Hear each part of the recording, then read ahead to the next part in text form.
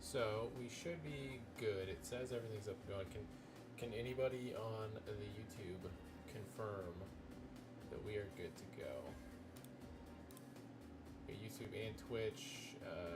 Not sure how many people we got in both right now, but it does. Yeah. Let's see what we got here.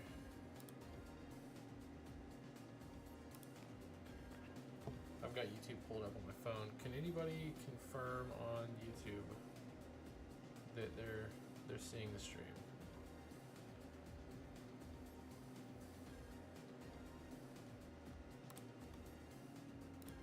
I mean, it says we're streaming and there's 5 people. So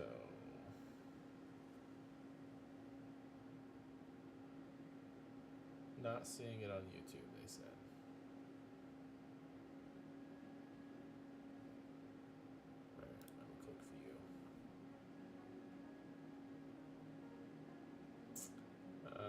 I'm seeing it on YouTube, so I'm quite confused.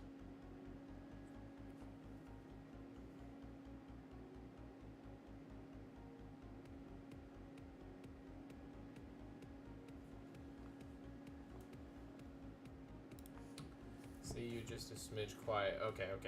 Let me turn my mic up a little bit. How's the music? Is the music too loud still? See it on YouTube. Sound is low. Alright.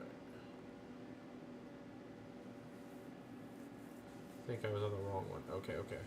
How's the sound now? Ryan cheats. I do not cheat. Alright. I'm going to go ahead and bring in Crow here. Let me know if he's too low on your guys' end. And we're gonna kick over to the live little tabletop thing. Music's good, cool. No music on YouTube. Interesting. I wonder if it booted it off. I'll turn it up just a tiny bit. Yeah, do a check real quick for everybody so that they can hear you. Check. Oh, can everybody hear Crow all right? Can you hear me? Yeah, you have 2 stream posts on YouTube, so some people might be in the other one. Oh, good lord, I didn't even think about that. It's because it. That's why I couldn't see it. That's why I found it after I went back to to your channel. Okay. So if I go to this, Turn me up a switch. I can also. I can turn you up a little bit. Yeah. Okay. Yeah, let's try that. I can move my mic if I need to. Let me make sure there's nobody else in here. Go to the other stream. This one borked. Ugh. Restream is a nightmare. Yeah, I never used it.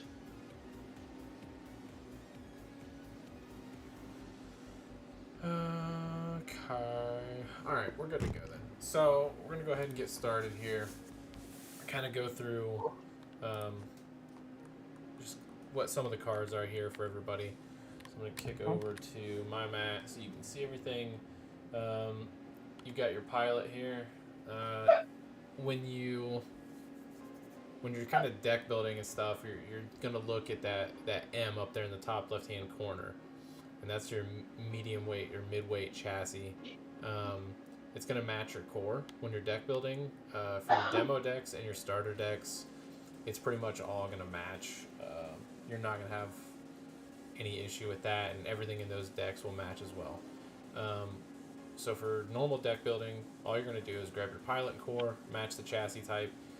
Any of your equipment, which is any of these 3 pieces here, your greaves, gauntlets, and your visor, those are all going to have to also match with the chassis type. Those are the only cards that, when you're deck building, have to match anything. There's no colors. There's nothing else. It's just lightweight, midweight, and heavyweight. So once you've got all that in, you're gonna have a max 3 of any card that is. Did I really not shuffle this? I thought I shuffled it. That's funny. Okay, so we'll do this. So anything that's mark 2 or 3 in the deck, like this card, this is a mark 2. You can have up to 3 of these in the deck. The mark 3s, you can have up to 3 of these in your deck as well. Weapons, any kind of weapon can be in your deck. It's no big deal. It's kind of whatever you want to play with there. And build any configurations, which these are configurations here. They're all pretty clearly marked. So yeah, you can see these attached to gauntlets or weapons. We'll go through that as we play as well. And you can have up to 3 of these in the deck as well, unless they're like a specialty one marked as like a Mark 4 for some reason, which there's one in the game. Camera down just a little, it's cutting off my chin. Alright, hang on. I'll fix it. But it's because I'm leaning forward, and when I said it, it wasn't doing that. Now it's in my gut. There, that's better. Boom. Fix it quick. Alright. So yeah, so any of these support cards you can run 3 of as well. That's the limit on those. The only things in your deck that are technically limited to 1 of would be like any of these starter cards. So your pilot, your core, starting weapon is Mark 1, same with this Mark 1, and then your visor, gauntlet, and greaves. Any of this starting stuff is all Mark 1. That's all limit 1 on your deck building. So that'll all start in play. Then you'll have 1 Mark 4 piece of equipment and weapon. So this is the Mark 4 weapon in the demo deck here. It's the Shard of Destruction, so it just automatically matches this one. It's just the level 4. So you can see it's quite a bit of difference. It's a 7 cost up in the left-hand corner. It's got 5 damage that it does. And then for 1 cost as an active main, it's got 2 different of the triggers that it can do for the keywords. It's just Firewall and Data Mine. And then in the Tabletop Simulator, we've got handy dandy rulebook over here that has everything in it that you need, including all your keywords. So anything you have questions on, if it's not labeled on the card, like your Mark 4s are the only ones that aren't going to have helper text, and that's usually because you're going to run across those from Mark 1 through Mark 3 on that piece. So Mark 4 weapons and equipment is limit 1. We'll find the other equipment card in there as well. So as far as deck building, that's pretty much it. Chassis type matches between pilot, core, and equipment, and you can build any weapons you want. Some things have benefits, right? So these core cards, once you have your shield depleted, which is in your upper right-hand corner, so this one's at 20, once that shield goes to 0, you can choose to flip this card over. When you flip it over, when you overclock, which is technically what it's called here, so if your shields are at 0, or when you play another Mark 4 card. So if by some chance you have enough core charge to play down your Mark 4 equipment card, and you hit it and get lucky, it allows you to flip over as well. So you can flip it. When you do, on overclock, you can search your deck or your void for a one-handed melee weapon and equipment. So that's what we run in this deck, is all one-handed stuff. So we know we have a Mark 4 one-handed card in this deck, or it may end up in the void if we wanted to. If we draw it in our hand early and we don't think that we're going to get to it, we'll just pitch it to draw a new card, and we'll go through that as well. So kind of a benefit there. And then his is pretty much the same way over here on his side. He's got pilot, he's all lightweight though, right? So same concept, but this one uses a two-handed ranged weapon. So it'll work a little differently, but he's got some cool things that he can do too, and we'll go through that as we go. So that's enough with deck building. Pop back over to my mat, if I can click the right button. Up here is going to be your max core charge bar, so you can cap out at 10.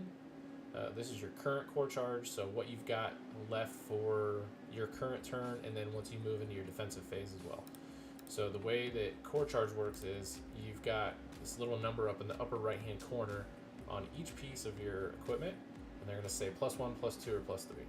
If there's ever any confusion, it just correlates to the mark value. So if it's a Mark 1, it's a +1. Same for Mark 2, same for Mark 3, same for Mark 4. It's just a 1, 2, 3, 4. So you're basically going to add up whatever's up on top. So it's just a quick glance. You've got 1, 1, 1. So you're going to start at 3 to begin your turn. And that's how we'll start the game. What else do we need to do? Gone over energy and core charge. We've gone through deck building. We've kind of explained what the cards are. We'll go into the game flow here, and then I think that'll help you get a little better understanding. So, Yep. just for sake of everything, we're going to go through kind of setup, right? So 50 cards, that's going to be standard deck size. That's your minimum, that's your maximum. Obviously, you begin the game, you're going to shuffle up, you present your deck, opponent can cut it. After that, you can grab a d6, 2d6, whatever you want to do, roll them up. So I've got 7, then Crow, go ahead and roll.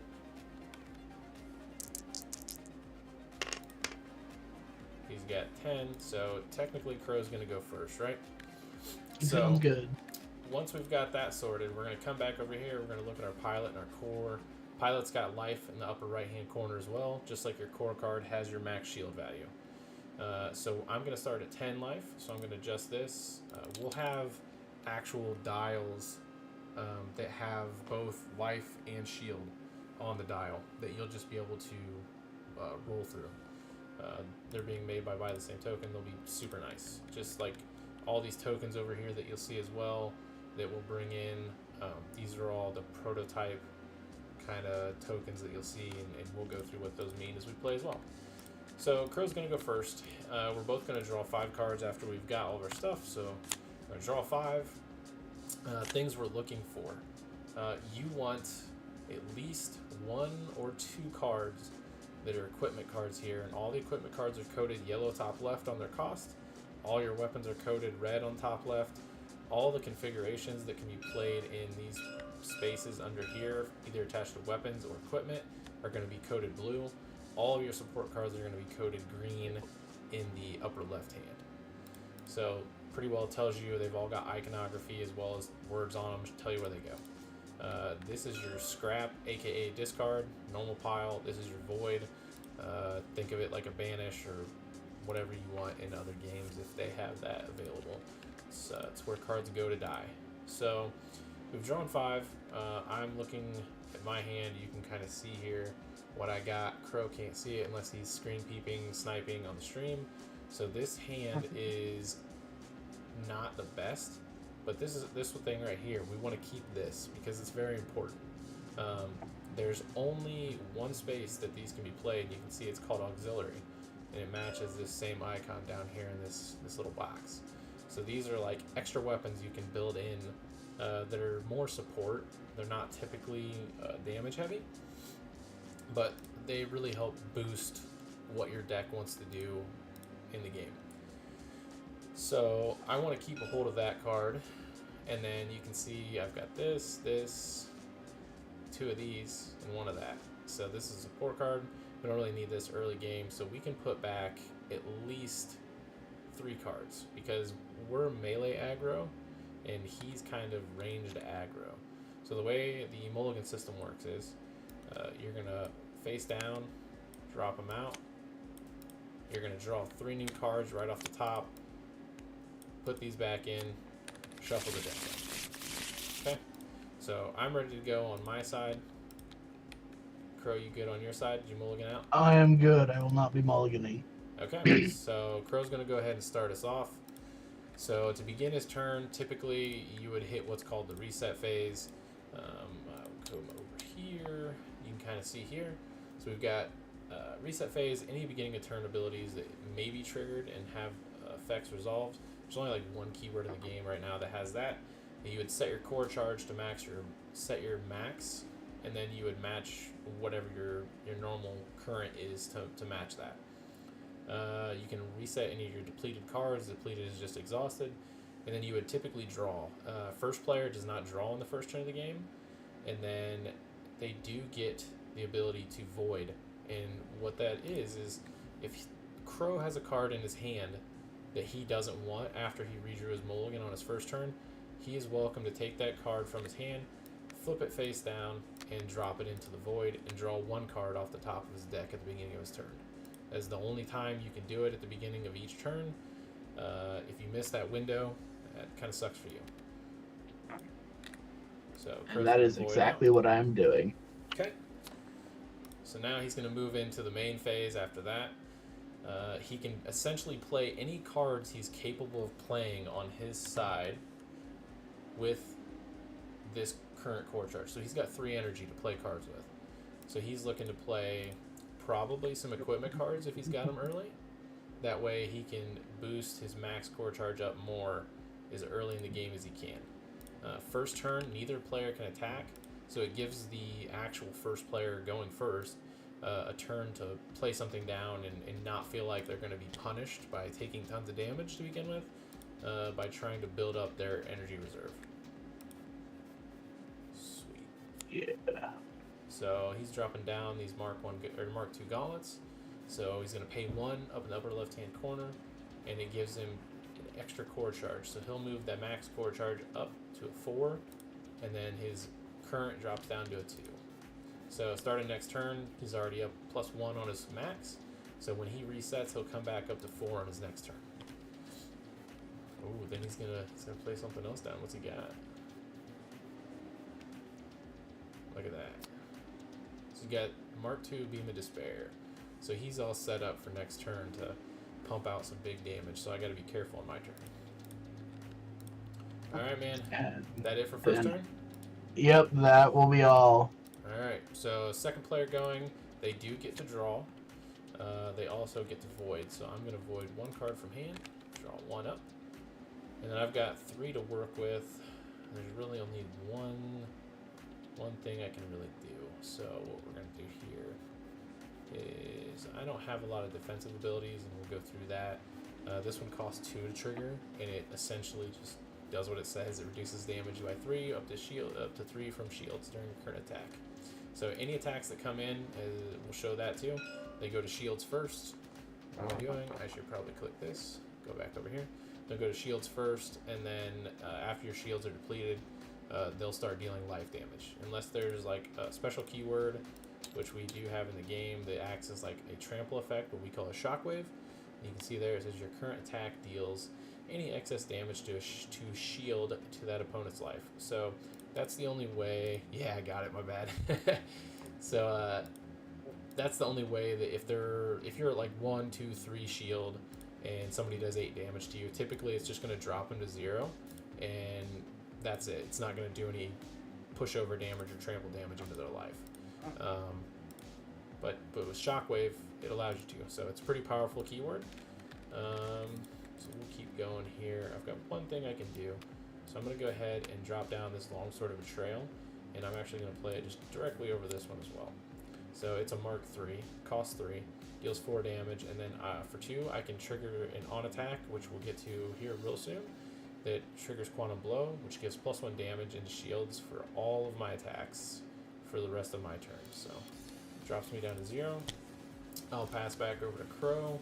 Gonna go to round 2 here in the middle. Boom. We'll drop out to the widescreen now. That way it'll be a little easier. So Crow's gonna start his turn doing his reset. You see he came back up to 4 to match his max core charge on his current. Gets his draw, and then he gets his void step as well. If anybody has any questions in the chat, feel free to put them in. I do have the chat up so I can see everybody's stuff coming through here, at least on YouTube. I'm not sure if anybody's chatting in Twitch or not. Okay, I've seen two chats in Twitch at least, so it is working.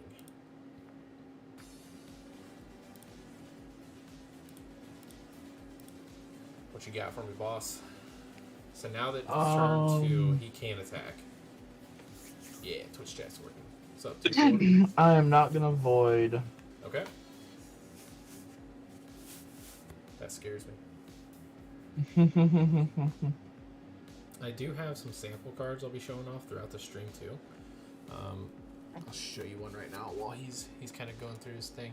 So this is the original. This is a whiteback kind of sample. This is one of the first ones we did. This is Pilot Allure Necros. This is just a test. I'm seeing that on stream. That is pretty. Yeah. So we've only got a few of these. These are all kind of staying with me. We might do something cool for Kickstarter backers on a couple of these or something. We'll see. But this is the original Pilot layout. You can see such a massive difference between then and now. Alright. Remind me, this is essentially open main phase. Attacking doesn't end my turn, correct? Correct. You get to move in between.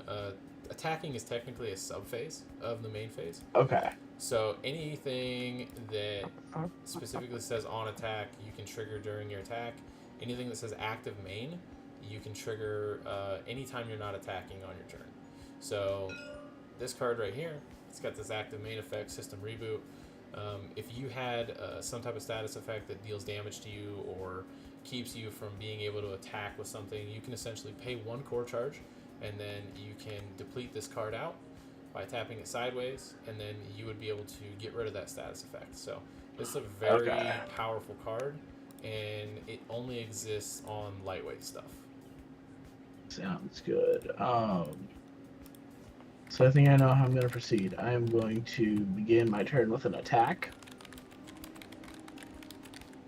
With Beam of Despair. On attack, I will be activating my gauntlets. Okay. To apply Short Circuit. Yep, so you can see here, he has the option if he wants, when he attacks, to trigger the on-attack ability on his Beam of Despair as well, if he wants.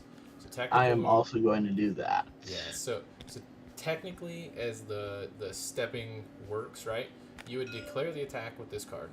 It doesn't tap out yet or deplete. Once you say you're going to trigger the on-attack ability, it would then deplete. So attacking doesn't cost you anything. It's free. You don't have to pay any energy to do it. As long as you have weapons equipped, which you always will, because your Mark 1 cards can never be removed from the field. So at the very least, you'll always have those Mark 1 cards available to you. So he'll declare the attack. He'll then pay the 1 for Power Burst, which he did, and then he also paid the 1 for the Griffin Gauntlets. So as soon as he has declared the on-attacks, which you can stack on-attack abilities as long as they're not the same. So like if these gauntlets had Power Burst 2 or Power Burst 1 or whatever, he wouldn't be able to trigger both of these at the same time. They're not allowed to stack, right? So, but since he can do this, they're 2 different keywords. So he gets Power Burst plus 2, so it boosts his damage from 4 to 6, and then his pilot ability here, when attacking with a 2-handed ranged weapon, add 1 damage to the attack. So that automatically, as a passive, bumps it. Yes, this will be posted and stay on YouTube after the fact, so that you can go back and watch it. And then he can also tap this, which he did. He paid 1 for it, drops him down to 2 core charge. Your abilities, you pay the cost and attack. Yeah, I learned a few things we were doing wrong for the stream. Perfect, awesome. Glad you're learning. That's what we're doing here. I'm trying to get everybody all good to go. So he's got Short Circuit going on, which is not good for me. He pays 1. It puts a little status effect token on me, which is this wonderful little token right here. I'm going to drop it right down there on there. Why did that not do that? Here's a little Short Circuit token. This will be pretty much the same deal. It might be tweaked a little bit once they're done with it, but this is what they'll look like. Came over from Shardbugs. Oh, hey, thanks for coming over and checking it out, Hobson. Appreciate it, man. So now his effects have all triggered. So now we're going to move into essentially his on-attack window closes, okay? Opens up my counterattack window. If I had any current charge left, say I had 2, I could then come over here and say, okay, well, now that your on-attack phase is done, it opens up for my counterattack window. I would like to trigger Overshield 3. So I would tap that. I would pay the 2 costs associated with that counterattack. I would move my current core charge to 0, and I would reduce 3 of his damage coming in. Now, his status effect, Short Circuit, is still going to apply. That's not going to stop that. So if that was the case, he's got 4, 5, 6 from Power Burst 2, plus the 1 from his pilot here, doing 7 total damage. I would reduce it by 3. I would take 4 damage. But since I have 0 core charge, current charge, I should say, I can't do that. So I'm going to take the full 7, and my shields will drop down to 13. So that's the end of his attacks. Well, his attack, and then he still has 2 core charge to be able to do something with if he would like. I am going to activate Ariel's activate main ability. Yep. Get to play a support Play card. 2 a cost support less. card. Boom. Deep fried. Yep, You get a second stack of short circuit. Yep. So beautiful thing about this card, it synergizes very well with her. That's what she wants to do. So her whole thing is being able to push out. These will be acrylic tokens that will be available. Yeah. Yeah. So he gets that down. It puts a second stack on me. So every stack of short circuit deals 2 damage to me during the end phase, my own end phase, right? So now I've got 2 of these stacks on me. So he's done with that. It would tap his pilot out as well, just so you remember that you can't play another one, even though it costs 0, right? So it's free. It's a good thing. And now he gets to do this beautiful thing right here if he wants. Yep, that's exactly where I'm going. I'm going to trigger every stack of short circuit and deal another 4 damage to you. Yep. So this is like a little mini EMP burst, and this is exactly what this Chrono wants to do. Get as many stacks of short circuit on as exactly the strat I love with Ariel. Yep. So 4 more damage. It's going to drop me down to 9 right away. It's not great for me, but we'll see what happens, right? All right, man. Down to, what, 1 core charge now since you spent the 1? Yeah, I'm down to 1 core charge.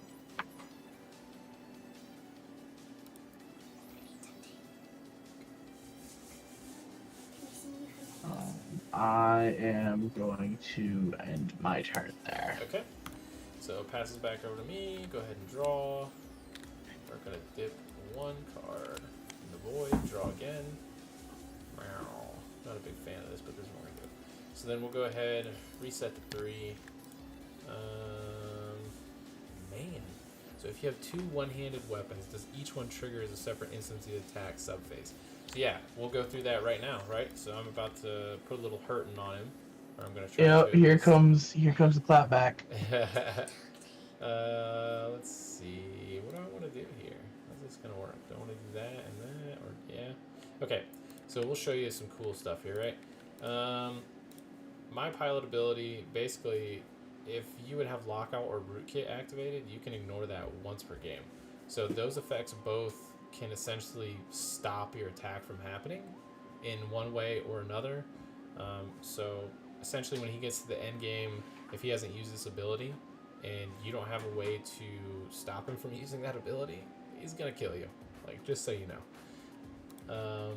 His pilot ability, kind of the same deal here, right? When I make an attack with a one-handed melee weapon, I can add +1 damage. It costs me 1 to do it, so it would just tap it out. So first thing we're going to do, we're going to play this fantastic weapon card, or configuration here. So it costs 1. Every configuration in the game costs 1 core charge. So we'll drop down to 2. And then on reveal, costs 0. It does not tap the card out. We're going to draw 1 card. Boom, draw 1. And then this can go underneath of the gauntlets, which is arms, or it can go under any weapon you want. So I'm going to choose to put it under, I'm going to put it underneath I'm going to put it underneath this weapon. So it allows you to tap it out, do a power burst +2, and then like if this weapon had power burst on it as well, this thing lets you add power burst 1 to another attack during your turn, or your next attack, for free. So we're going to go ahead, start off the swinging. We're going to declare attack with Longsword of Betrayal here. And when we do that, we are going to pay... Nah, we're not going to pay anything for that. So we're going to go ahead and declare the attack. It's going to do 4 damage coming through. We're not going to declare any on attacks with this one, okay? Alright, I will take the 4. Okay, you don't want to trigger any... you just have this one, right? Because it costs 2? Yep. Yep. So his only counterattack ability is Overshield 3. It costs 2 to do it. He's only got 1 charge left, so he's kind of crap out of luck there. So that goes straight through, and then we'll go ahead and trigger Shard of Destruction. It doesn't have any on-attack abilities, so I'm going to go ahead and trigger it real quick here. But we are going to trigger the on-attack Power Burst 2 for 1. And then we're also going to trigger our core here for 1. So we're going to drop down to 0. This is going to add 2 damage plus the 1 here. So it's 3 on top of this, so it's 5 total coming in. So 5 total. Ow. Yep. So this is the way that the all the one-handed. Are there going to be control decks? Yes, there are control decks. I can show you the Tiamat deck after this if you guys want to stick around and show you that. But Tiamat is a big tanky boy. He does a lot of regen. He does a lot of defense stuff. He's got an axe and a shield. His shields, after you attack with them, even when they're depleted or exhausted, it reduces damage by a certain amount depending on what it says on that shield. So you can either hold it for a counterattack ability, which gives you more defense technically than depleting it, but you still get to do a little bit of damage and do a little bit of blocking with it for free if you do attack with it. Alright, so we've dropped him down to 11. So after that, right, my attacks are all done. I don't have anything else I can do. I'm all tapped on core charge. So as you can see here, after the attack subphase happens, you move into the end phase. So big thing about the end phase, right? The beautiful short circuit here that he's applied to me. If you look at the card, it deals 2 damage for every stack of short circuit. So typically, the the max stacks of short circuit are 1, unless you have deep fried. So deep fried is what allowed him to apply a second stack, because it's a card that gets to break the rules. We all love cards that get to break the rules. So that's why he gets to put 2 stacks on me. And since he has those 2 stacks, and I don't have this system reboot ability, right? So I could have used it if I had it to get rid of it, but I don't have any of those on my side. So I'm going to take 4 more damage. So it's going to drop me down to 5. So I'm in a kind of bad spot on my side here, because I've got no core charge left, so I don't have anything for defense. I'm at 5 shield already. So we'll move over, I'll pass. It's going to go to round 3, and Crow will start his turn. Sounds good. Let me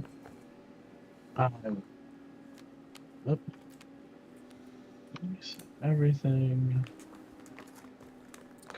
I'll show you guys one of the this is one of the other sample cards that we had done. This is a temporal spike. Hold on, let me take the sleeve off of it. So all the cards in the set will be selective hollow, as you can see. Just like this one is. I'm gonna put my hand behind it. Hopefully it'll focus. It's there. So this is one of the fan favorites here. So this is what the weapon cards used to look like, and yeah, that's a pretty one. It's a little different than what they look like now, as far as the weapon cards go. I am gonna pay 4 to play a weapon on scrap, gain 1. Play a Mark III weapon. Heaven's Gaze V1. Oh yeah, playing the big boy. And then we will. So that should use all your core charge, right? Yes, but then the on scrap from Beam of Despair. Yep. The Mark II. Yep. So Put me back at +1. I just want to say it so that we can tell the people. Oh yeah. Yeah. You're good. So when you play equipment down, equipment always stacks on top of each other. It never peels off, right? Because that way, if you have a piece of equipment that gets destroyed, it just destroys the top card. So say you have a Mark IV card down on top of a Mark III card. It doesn't destroy that whole stack and just leave you at a Mark I. So you're not dropping from 4 energy generation down to 1. Okay? So it'll drop you from whatever the top card is to the card underneath if an equipment card ever gets destroyed by some means. It's a kind of a fail-safe that we put into the game because Control was way too good at being able to destroy equipment cards and absolutely wreck somebody's chances at ever being competitive.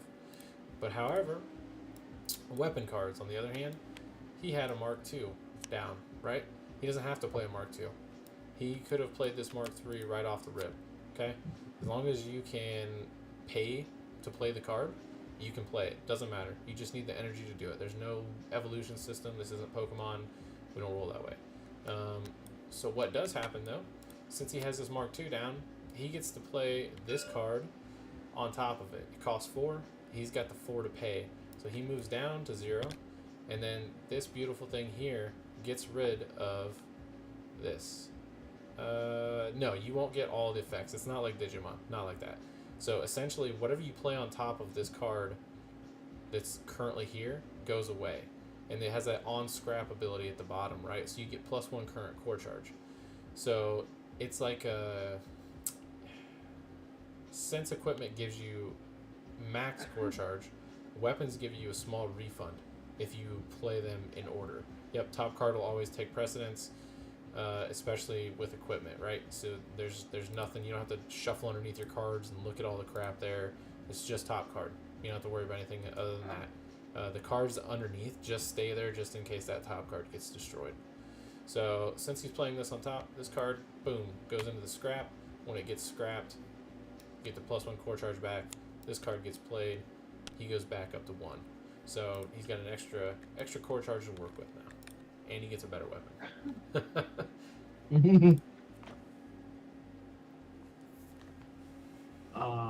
So then I'm going to move into my attack phase.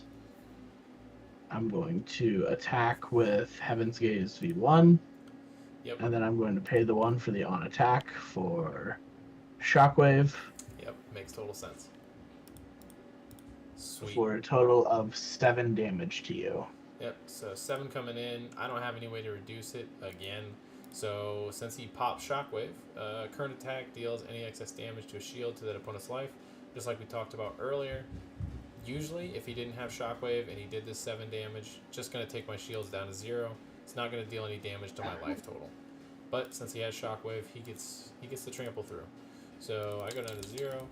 He's going to do 2 more damage to my life, which drops me down to 8.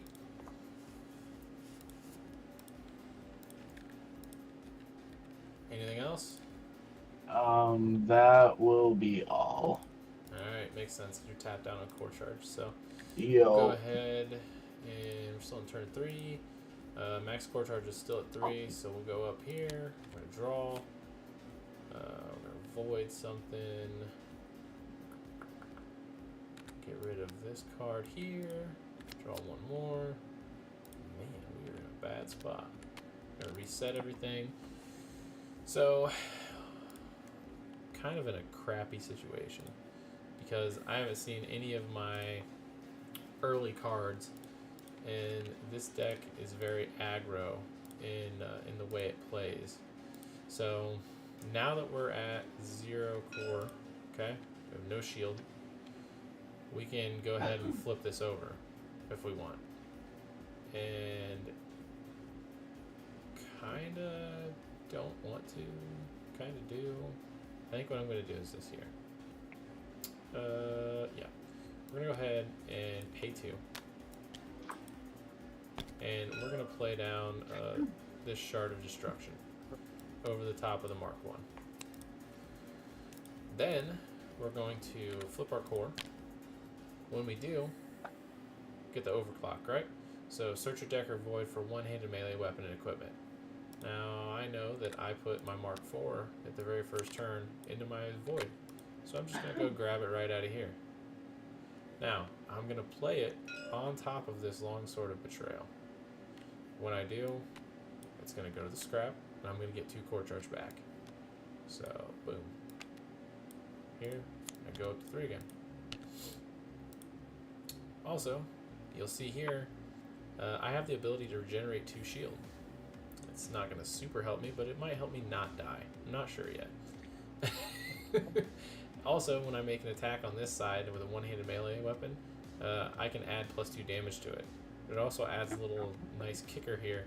If I decide to build 2-handed weapons in, for whatever reason, I can put a stack of Short Circuit on somebody if I'm using a 2-handed weapon. Just depends how you want to play this, alright? This has Firewall and Data Mine too. So we'll come over here, show you these real quick. Firewall essentially keeps him from being able to do any counterattack abilities if I wanted to, or counterplay. Depends on which one you pick. Data mine, right? I'm not crazy. Yeah, it's data mine too. So data mine lets you look at the top X cards of the opponent's deck and rearrange them in any order you want. Data mine 2 is just grab 2, rearrange them however you want, put them back. So got 3 left. We're probably going to leave something up here. Well, no, it doesn't matter because we're going to have no shield left anyway. So, yeah, we might be in a little bit of trouble. I don't know how I'm going to get out of this one. Yeah, I should have done this a little differently and I would have died. So, we're going to tap this for 0. We're going to regen 2 because we're still in our main phase. So regenerate 2 there. Bum, bum, bum, bum. Oh man. I'm not a fan of this at all. Alright, we're going to go ahead and declare attack here for 3. We're going to pay the 1 to add the power burst 2. Okay. So we're coming in for 3, 4, 5 on this one. Yep. And then we'll declare attack here, and since you're 0, we're just going to add it up, right? So it's 5, and then we're getting the +2 off of this for 7, and then we'll tap this out for +1 to go to 8. No, we won't. That's stupid. Why would I do that? You're at 6 shield. You can't do anything. We'll just stick at 7. It's fine. Sounds good. That takes me down to 0. Yep, which doesn't help me, because there's a different way I could have done this, and I'll show you guys after the fact, and it would have been a smarter way to do it. But essentially what's going to happen, these are going to pop at the same time. It's going to take me down to 0, and my shield's gone again. Alright, so then it goes back over to you. Turn 4. Go ahead. Draw. I would say let's see if he can kill me, but I know he can for a fact, because he's already at 6 and 1 here, and he'll get the flip and go get his big card. Yep. See, I'm gonna.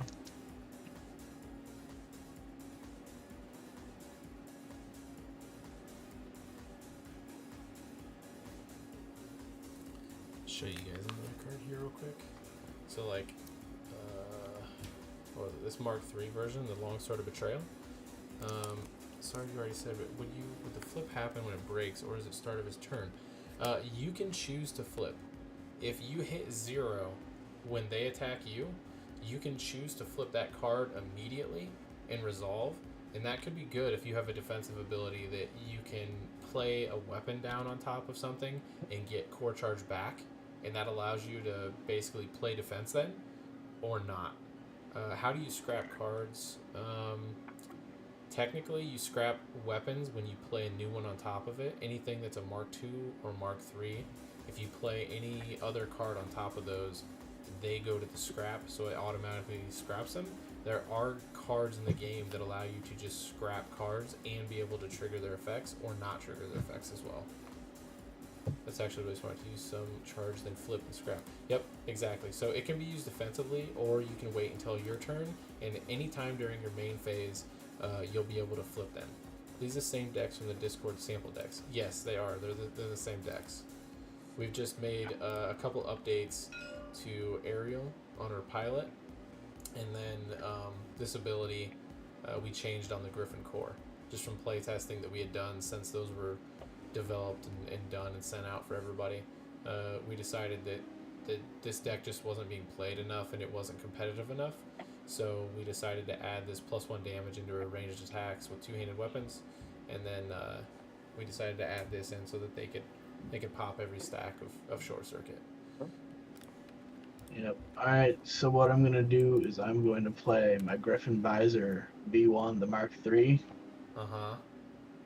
And then I'm going to flip my core and go search my deck for... How do I search? So if you there right-click it and is. hit search. So this is the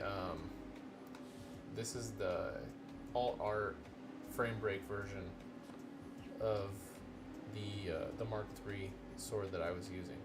Jeez, oh Pete, why does this just want to focus on my fingers? So this is pretty much exactly what you'll get in the Kickstarter as far as the looks on that. Yeah, the on scrap is pretty huge for swapping your weapons out. Oh man, so you're gonna play the visor down. So now you're at what? +3, +2, +1. So you're at 6 total max core charge. Yep. And then he also gets to flip, which he did, and then go get his big old Mark IV. And he moved it. And then he also then triggers the on scrap on this Mark III, which gets him 2 charge back. Yep. So essentially, he's going to overkill the absolute crap out of me right now. Yeah. So if you wanna see his board state, here's what he's got. It's pretty sick. Heaven's Gaze has Shockwave, and just like I was saying, she's very OTK. If she can do ping damage and you can't get rid of that short circuit like I have, there are more cards in the set, and there is a mulligan, or not a mulligan, a side deck as well. So you'll be able to side deck in cards specifically to be able to have extra cards for dealing with with short circuit. All right, I'm done talking. Go ahead. Sorry. Nope. No, you're good.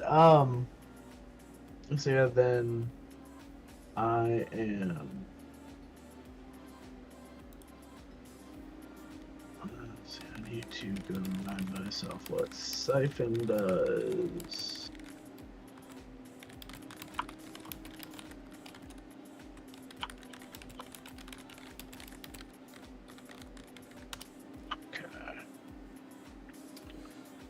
And if I were to pop the trigger every stack of short circuit, that would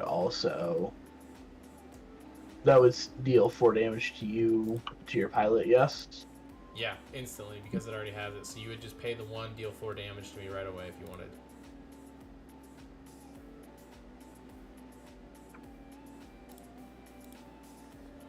That's up to you. Keep in mind, it doesn't matter that I have Overshield 3, because it only reduces damage from your shields. And since your short circuit stacks killed my shields at the end of the turn, it doesn't matter. That was the only way I could have survived. Yeah, because I have 9 damage coming in on attack base. Yeah. So essentially, it's game over, right? Yeah, that's GG. Yeah, good game, man. So because we'll attack and then... Yeah. Yep. So he's dealing 9 damage there, plus he's got Siphon 2 if he wanted. Like, Siphon 2 lets you take any shield you have and add it to the thing. Yeah, okay, I'm going to go through what I should have done. So on my last turn, instead of playing this Catastrophic Blow for 1, I kind of goofed because I wanted to show you guys what it did and how the configurations and stuff worked. Or no, this. I shouldn't have played this Shard of Destruction. So I should have kept this off and kept it in my hand. And then if I would have gone ahead and flipped, I would have been at 3, I would have flipped, I would have played down my Mark IV, I would have scrapped this, and I would have got 2 current core charge. So that would have put me up to 5. Well, I have this really awesome card in my hand called Maintenance Hanger, and it costs 3 to play, and when you play it you can pay an extra 1 on play to regenerate 4 shield. So I could have regenerated 4 shield and then tap this for 0 to regenerate 2 more. So I could have been at 6 and still had 1 charge left for offense to then be able to swing and still trigger this Power Burst 2 on this attack. So I still would have done 5 plus 5. I still would have done 11 damage to him that last turn. And I would have then been sitting at 6 shield, and then his stuff would have popped, and I would have went to 2. So I might have survived, I might have not. Probably not, because he's got 8 and 9 damage here, plus he can trigger Shockwave, and he has... Oh, no, you don't have any Power Burst on the field, do you? No, but what I do have is even at this current state, I could um, pop the trigger every short circuit stack. That's right. Yeah, you could have. You could have done that to kill me. Yeah. Take that out and then swing. Yep. So here. Or since I was sitting at 2, could also regenerate 1 from my visor, Mm-hmm. and then gives me the siphon. Yep. Yeah, you had it. I think either way, but it would have been a smarter play for me. Yeah. So they're removed with this support card, with system reboot on it. So on play, you pay 1 for the support card, and then you pay 1, and then it does this cool thing where it does system reboot and it gets you regenerate 2 for shield. So I just didn't see any of these in my deck, right? Would reboot clear both ticks? Yes, it would. It would clear both ticks of it. So in actual, like a full playtesting environment, when we've playtested this, it's still good, but it's not nearly as good as what it is in these demo decks. Like, it's slightly overpowered in this setting, and I kind of wanted to show it off just so that people could see it. But in the full playtesting environment when we're doing it, there's a number of things that you can build into your deck with System Reboot for a pretty cheap cost that aren't just this support card, which I believe in this deck may be the only thing. Let me look.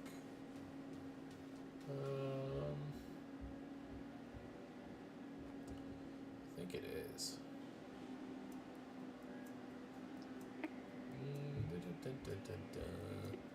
Yeah, it's the only thing in this deck, which is part of the problem with the demo decks, right?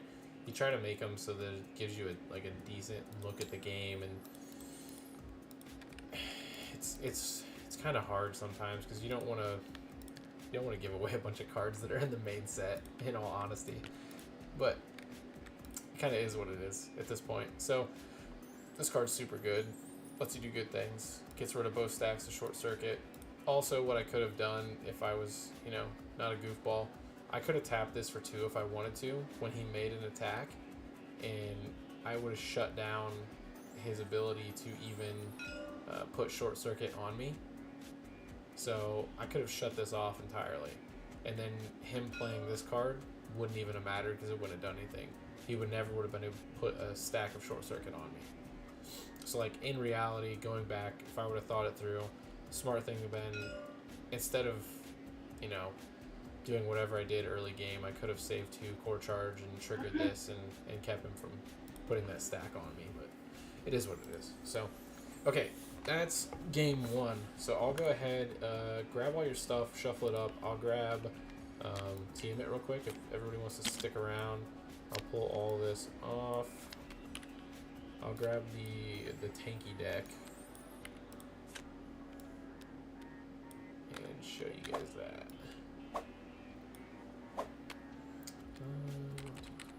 6, 8. And I might want to grab all the other cards out of my hand. Those. 3. Grab the starters.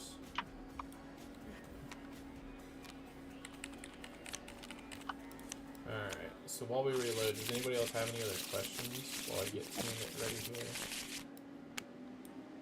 We'll show off this other one.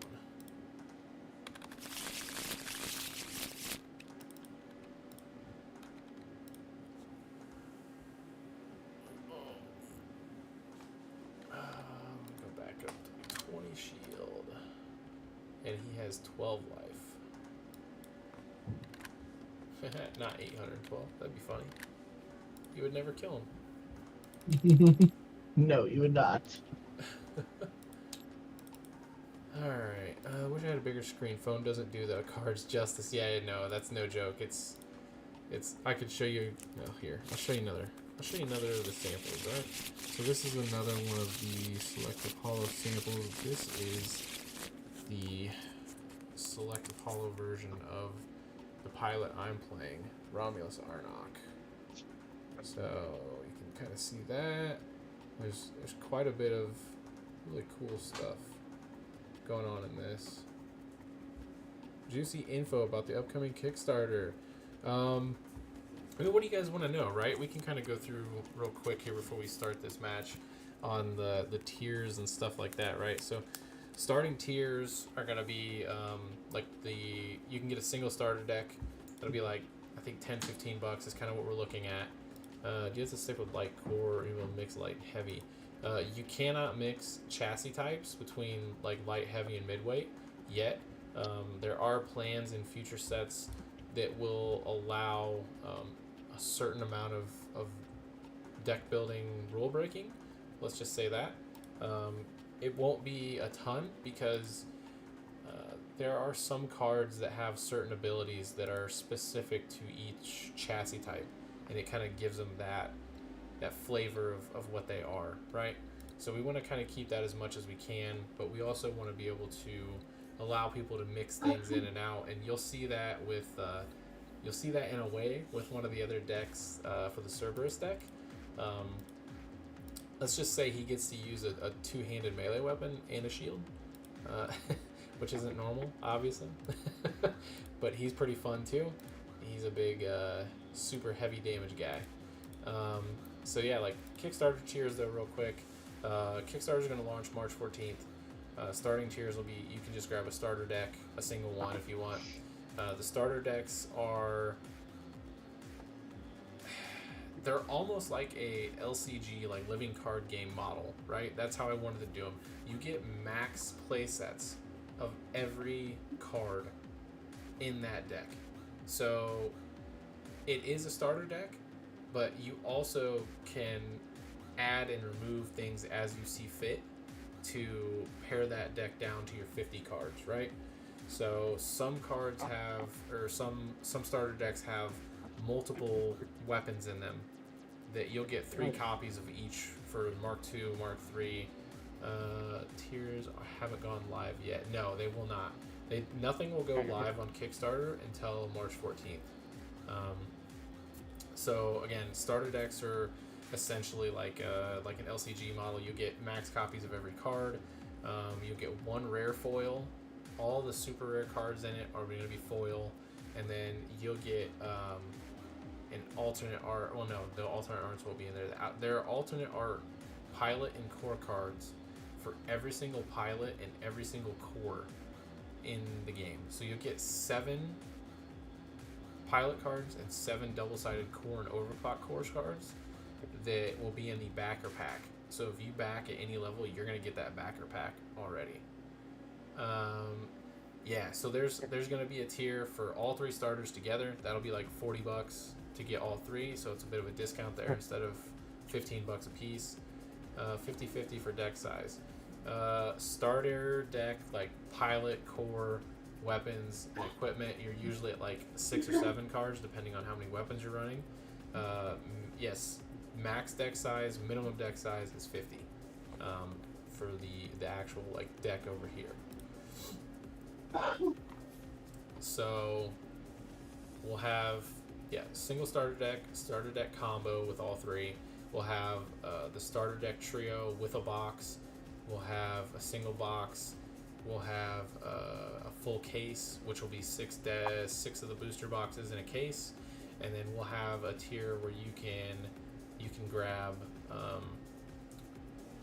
full case and the starters, the 3 starters. There will be some others that'll have cool stuff, like you'll be able to get uncut sheets in either non-hollow or hollow.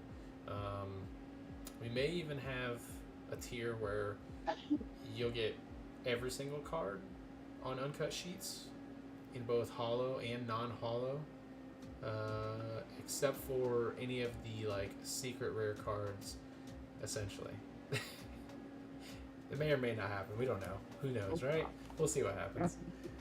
But anyway, we'll get going here with the next setup here. So we've got Tiamat. Pilot is Romulus Arnok. He is pretty sick. He's very defensive, like I said. You can tap him out for 0, and anytime you activate a counterattack, you can tap this and reduce the cost of that counterattack ability by 1 to a minimum of 1. We'll have some cool stuff for tournament pricing too. Yeah. I didn't say all of them would go in the Kickstarter. Well, we have other things planned for tournaments too. I promise. Like, there will be cards that will be alternate art, but not mechanically unique. Let's just say that'll be tournament card pricing. There's also obviously, I don't know. You know, I've showed it off, so I'll show you one. Okay, so this is one of the secret rare cards. Okay, this is one that I actually love this card. This is one of the first selective holographics that I've done. Yeah, this is an old version of this card, so I'm okay showing it off, right? Give you a little teaser. So some of the secret rares are they're sideways in landscape. Try to get this as close as I can. They're also fully selective hollow. The updated version of some of these secret rares that are landscape, I'm not going to say how many, obviously look different than this as far as the layout and user interface and everything goes. But yeah, so this is artwork wise and what you can kind of expect selective hollow on these to look like, along with texture. These things are pretty sick. I've spent a lot of time doing the masking and stuff on these secret rare cards. So now that I've shown off all that stuff, jeez, you guys got a lot out of me tonight. This is what happens when I haven't done a stream in 8 months. I'm just like, here, check all this stuff out. Hey, cool. Oh man. Okay, so yeah, counterattack, he gets to reduce those. His pilot ability, or his core ability, he gets to regen 1 shield for 1, because he's a tanky boy. On this side, he can go get a shield out of the void or his deck and equip it. He's also got regen 1 still. And then his active main lets him reset a card with a counterattack ability. If a weapon is reset, you may not attack with it again. Yeah. Dude, that's sick. I appreciate that. Want to try Test X once I print them out? Yeah. We're going to try to do another round of demo decks if anybody wants to get on some. Just kind of depends. I need a new Ariel and Griffin. Yeah, I'm going to print some of those out separate so that people who got prior can just get those too. So we'll do rounds of those so we have enough. He starts out with an axe, pretty sweet axe, Leviathan, and the Aegis, his shield. As you can see here, when depleted, reduce incoming damage by 1. This effect may occur once and does not stack. So it's up to you. You can drop one of these tokens on it if you want to denote that you used it. This is just a generic +1 token if you want. So it lets you know, hey, I already used this. It took away a damage from you. Okay. So I drop that. Be hella interested. Yeah, for sure, man. We've got, yeah. If I can get demo decks into people's hands and you guys want to hit up your LGSs, I'm more than happy to help you out with that. Yeah. So helmet, he's got counterattack, reinforce 2. Reinforce is a new keyword you haven't seen yet. Lets you reduce any damage by 2. So into shields or into life, doesn't matter. And since his handy dandy pilot ability reduces stuff by 1, that's a counterattack, he can actually trigger this for 1 at any time. On his gauntlets, he's got Quantum Blow, costs 2 to do it, just adds +1 damage to every attack for the remainder of the turn. You're pretty much going to always want to trigger that your first attack. Now here's a new one you haven't seen. This is Counterplay, Feedback Loop 1. So when he plays a card, it would trigger this Counterplay window. Okay, if I wanted to, I could pay 2, trigger Feedback Loop. It'll increase all of his ability costs by 1 for the remainder of the turn. Okay, it's a crazy thing. So if he plays a card down before he attacks, and he only has 1 core charge left, and I pay 2, his short circuit now costs 2. You can't do anything with it. So it's just another way to have another tool in your mech to be able to kind of control what your opponent's doing if they don't sequence correctly. All right, so I'm gonna go ahead and shuffle up. We'll get this going. After this, I gotta head off. No problem at all. So I got an 8. Go ahead. I just drew like 50 cards. I'm not really sure how. I got an 8. I will reroll. Alright, that's an 11. You reroll. Oh no. He's gonna beat me and go first I got an 11 as well. Jesus. Alright, here's my reroll. This is why I hate TTS sometimes. Oh, I got a 5. He's gonna Same. do a So snake you need to eyes. get your webcam setup done. Yeah, I know. I need to get my other camera up here. So he's 10. So he's going first. Alright, so on my side here, I'll kind of show you what I got here. This is my opening hand. Things we know. We're keeping this. We're keeping this. Do I need to say it again? We're keeping this card. Other stuff, not so important, right? This one's cool. We don't really need this right now, though. Yeah. Nah, you don't even like it. Yeah, you're right. I don't like it. Alright, we're going to get rid of this. We're going to get rid of this and this. So we're going to dump 3 cards. Boom. Dump 3. I'm gonna keep. Oh no, he's keeping. That's not a good sign. Alright, boss. Turn 1, your go. Let's roll. Let's do this so you can get out of here. Sorry. Alright, no, you're good. I am. Let's see if he kills me on turn 4 again. Play 1 to drop this down. Oh yeah, I forgot. I didn't tell the people about that. So cool thing about some configurations, like this one I'm showing you on the screen right now, the ones that attach to greaves or visors and say on reveal, you can actually play them face down. Yeah. So they're a pseudo trap card, right? Like I know that he has a card over there that can do some stuff. I don't know what it is, but I do know he has it. And It's a mystery. I know, right? The cool thing is, since all configuration cards cost 1, he can't bullshit me when he plays one face down. I know it costs 1. It doesn't matter. So as long as he pays that, well, we're good, right? So he can play it face down just like he did. And then I'm going to pay 2 Oh no. for a new weapon. Oh no, he's getting it going. Alright, so he's got his weapon on board already. Cool. Kick it back over And to me. pass T. Boom. So we're going to do our draw. I like that. No, I don't. Lying. Avoid a card. Draw a new one. I'm okay with this. This is fine. We can work with this. What if I told you that I may do a thing that you did? Oh. Uh-oh. So we're going to pay 1. We're going to upgrade to our Mark II Greaves. So we're going to go down to 2 current, go up to 4 max. Then, no, you know what? This is more important right now. No, that's not. I lied.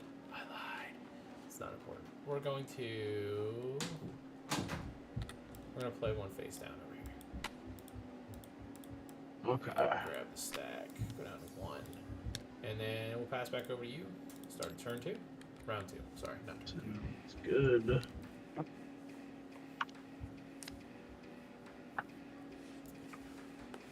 See if I get cooked or not.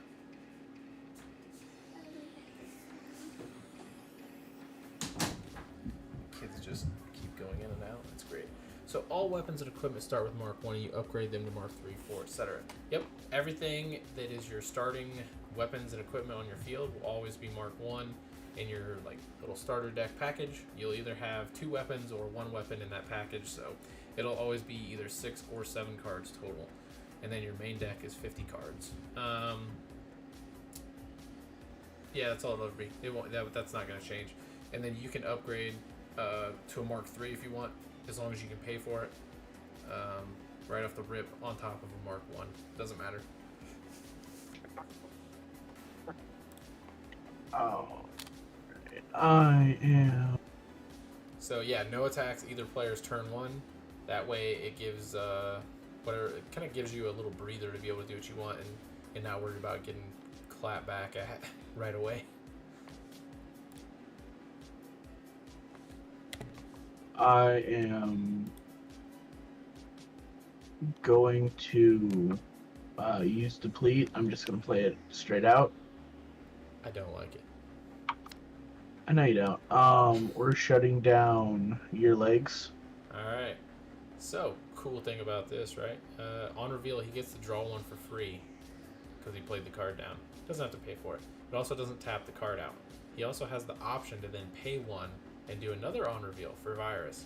So he gets to choose a weapon or equipment card, it depletes it, and it doesn't reset during the next reset phase. So player 1 gets first attack and player 2 gets first draw. Correct. Yep. If a weapon, you can destroy it at the beginning of its controller's next turn instead. So if I had played like a Mark III weapon down, he literally could have chosen it, and then at the start of my turn, it would have just gotten destroyed. Yup. Which would have really sucked for me, right? So instead, he's going to pick one of these, and he's going to deplete it, and it won't reset next turn. So which one do you want to deplete? Your legs. My legs. So these are going to deplete. I'm going to set down... Do I not have it? I don't have it. There's no token for that, is there? Yeah, it's Virus. Duh. So we've got a handy dandy little Virus token for a reminder. Check this cute little guy out. He doesn't suck or anything when you get him played on you. So this is our Virus token. It's just a little reminder token, and so you know, hey, this card doesn't get reset. Have fun with that. All right, so now he gets to attack. Second turn. What you got for me? I'm going to. This will be everybody's favorite. We're gonna go ahead and attack with Heaven's Gaze. Yep. Using my Griffin Gauntlets to pay 1. Yep. For some good old short circuit there. Yep. So we got 4 plus pilot coming in for +1 for 5. Yep. Going first only benefits set up with counterattack effects since you can't attack and doesn't draw. Correct. First player benefit is being able to set up for any counterattack effects, and if you're aggro, sometimes you can play 2 Mark II cards out. It's pretty good. Or like he did here, he upgraded his weapon and set himself up to be able to come in hot with this short circuit ability here. So he's got 4 damage plus 1 from his pilot for 5 coming in, and he's dealing short circuit to me, which lets him do 2 damage at the end of my turn. So I'm grabbing the wrong thing now. So short circuit goes here. I'm going to go ahead and tap my handy dandy visor here and pay 1, which taps my pilot, because my pilot lets me reduce the cost by 1. So since this costs 2, I get to reduce it by that, and then it reduces incoming damage by 2. He's still going to do short circuit to me, but I take 2 less damage, so I'm only going to take 3. And then he's got short circuit on me. And then I am going to pass turn there. Alright. End of turn. Beginning of my turn.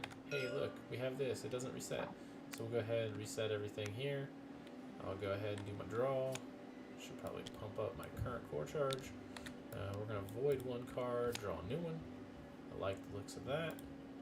Now, what we're going to do, I'm going to go ahead and dip this off so I don't think it's for this turn. And then we're going to begin our main phase. And that main phase looks pretty freaking good.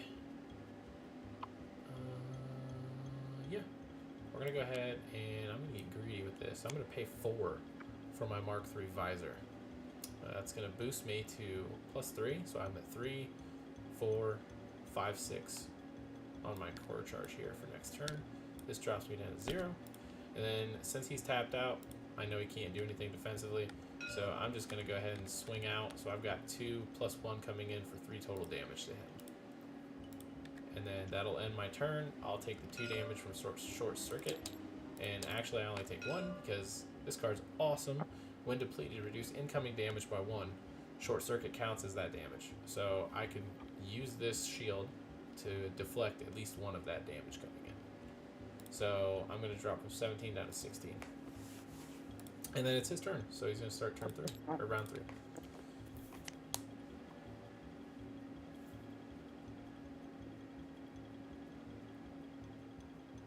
you fall asleep from all my talking? Sorry. Nah, you're good.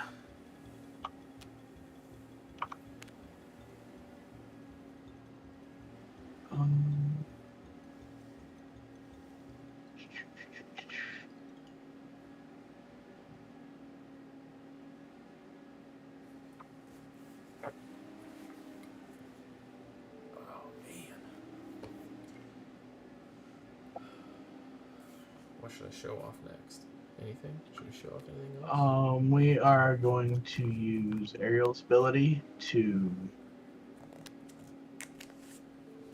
drop down deep fried, Oh no.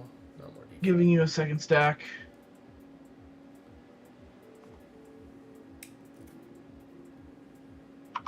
This is the borderless alternate version of Tiamat's core that you see on the field right now. That'll be in the And backer then pack with Hollow. So now I'm at 2 stacks. I'm going to pay 3 for maintenance hanger. I don't like that. At least I know you you get a heal don't. off of it. I don't get a heal, but I get the core charge. Yeah, which is probably important right now. And then I'm going to go ahead and swing for 4. Yep, and then I'll use the inherent on this, or the passive, to reduce it by 1, so I'm down to 3 more. 13. They'll be even more gorgeous because the ones that'll come in your backer pack kit, or backer pack, will be selective hollow as well. So I can actually... Is that all you're going to do? You're just going to smack me for that? Yep. I have no more core charge. That's what I like to hear. Alright, so I'll finally be able to reset that. Reset these. Reset this. Go back there to 6. Draw 1. We're probably going to keep that. I'm going to get rid of this card. Draw 1 for Void. That did not help me. Okay, so now we've got some decisions to make. One of them's pretty easy. We're going to go ahead and slap down Shield Drone. Right? Pay 1. On reveal, we're going to pay 1 more for System Reboot and Regen 2. So go down to 4. Get rid of both of these disgusting stacks of Short Circuit that I can't get off my card. Dude, it's ridiculous. Thank you. And then we're going to Regen 2. So, like I said, card's pretty good. And then we're actually going to pay 3 to upgrade our Mark 1 to a Mark 3 Leviathan. So it drops us down to 1 core charge. So what does this bad boy do, right? For 1, I get Power Burst plus 2. Pretty straightforward.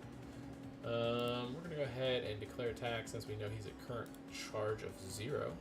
We're going to do 4 damage here and 1 damage here for a total of 5 coming in at his face. And then we're going to pass with 1 core charge up for turn 4, for round 4. Draw. See if you can smack me back. I'm trying to find... I could have swore I had... Oh, here's one. So here's a cool card. This is the Basilisk. So this is another one of... This is one of the core... Or the Chronos in the main booster set. It's one of 4 of the booster set Chronos and pilots. Allura, which is right here, is the pilot of the Basilisk. Cool thing about this one is, flip it over, it's borderless, it's also selective hollow. Maybe. Yeah, you can kind of see it there. This freaking sleeve is not helping. So the base core side is not selective hollow. This side is. On the backer pack ones, both sides will be selective hollow. Alright, I am going to use maintenance hangers, activate main. Oh no, he's gonna draw a card. Draw a card. Did you not void anything? I have nothing that I want to void. Oh, that does not make me feel great. Where's the skip button so we can skip to where I get my stuff in the mail? Bro, like, trust me, I wish that was a thing. I cannot wait to get this game into people's hands. I really think people are gonna love it. It's been 5... Paid you for this. Oof. No. Did you get that off the draw? Yes. You suck. You suck so bad. I mean, yeah, The it's not gonna be 2 great. that puts me up to 5. Yeah, this has been in development for 5 years. We're going on 6. We started this in 2019 in the fall of 2019. Yeah, so God, feels like it's been a lifetime actually. I am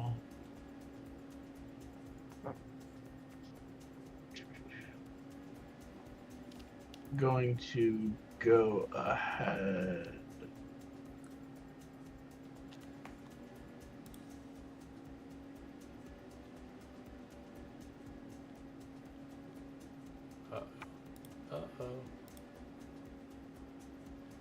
I'm going to go ahead and attack with Heaven's Gaze for 5, Okay. with an on attack of the Griffin Gauntlets for Short Circuit. Yeah, didn't see that coming or anything. So I'm gonna reveal this handy dandy. No. On reveal, I can choose to do a lockout, which would basically shut his weapon down for the remainder of the turn and make it do 0 damage. But I'm trying to think if I would rather do that or overshield. Yeah, no, we'll shut it down because he's getting the boost. So we'll shut it down. We'll pay the 1. Boop. Shuts it down. Gets rid of his damage for the turn. That's just a 1-turn trick, right? But it stays on the field because you have counterattack on it. If it was just the 2 on reveals after you did all this card would just go to the scrap.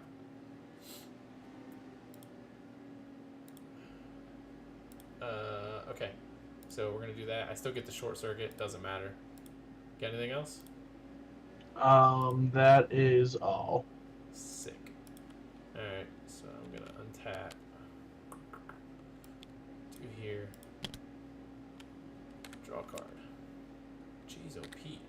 Just so you know, I keep getting the same freaking cards.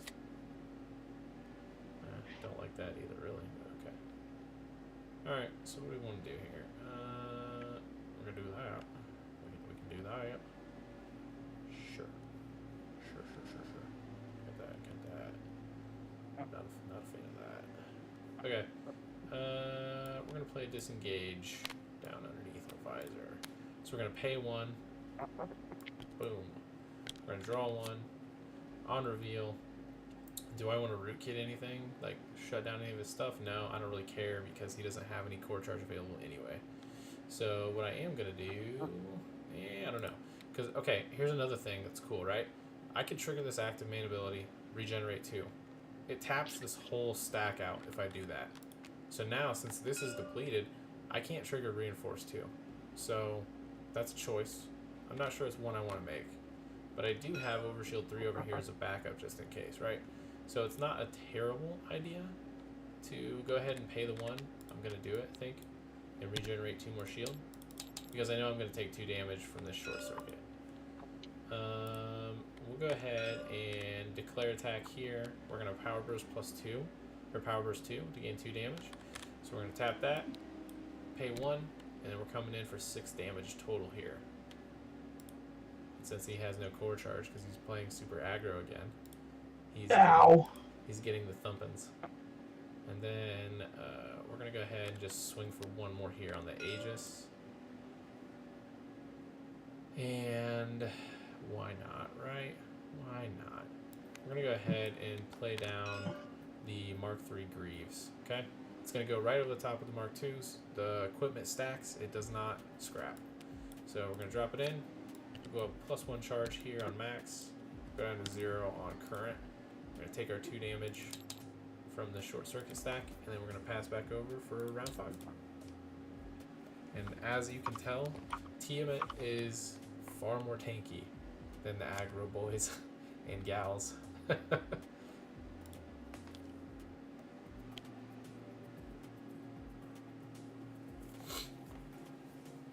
Yeah, no, like, mechs are cool, but, like, mech art is also cool, but having a game that's fun to play and in multiple ways is even cooler, I think. Which I'm going to is avoid 1. what we wanted to do, right? So we've got normal PvP, but we also have 2v2 that we're testing, and then we also have, again, the PvE mode. So it's solo or co-op.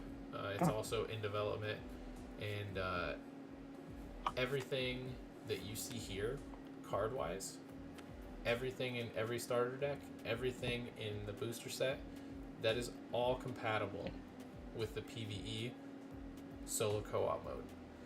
Now, there will be stuff in that solo co-op box that is specific to PvE mode only. Okay, you're not gonna be able to take the stuff that comes in that whole box and use it in PvP. All right, it would be a nightmare to try to balance that, and we want PvE to feel different and almost have that more like of a swingy feel to it, of doing absolutely crazy shit playing against the boss, right? Especially as a co-op. We want it to be fun. You know, we want the PvP to be fun too, but we want it to be competitively fun. It's a different kind of fun than just hanging out with your friends or your family members and playing and killing a massive scorpion that's spawning out baby scorpions and other stuff.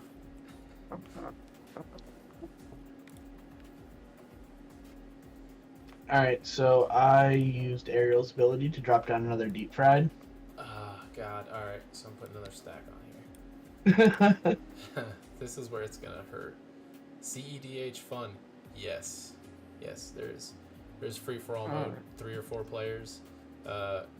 You get to choose another core card. So you'll have a pilot, you'll have you get to choose another pilot.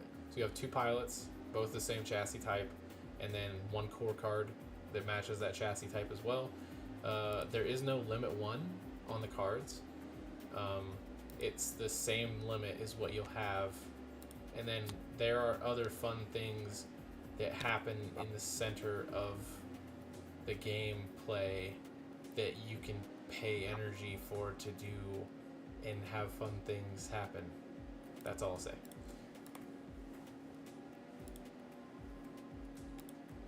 Alright, so you put that down, you played another one of these, which sucks butt for me. Yeah. And then did you drop down deplete as well? No, you already had that. You dropped down these? Yeah, I dropped down the Greaves. Yeah, so now he's got some overshield possibly happening. Cost 2, but he'll be able to get there. Now he's up to 7 max core charge. And then I am going to use my activate main. Yeah. And hit you for another 4. Yeah.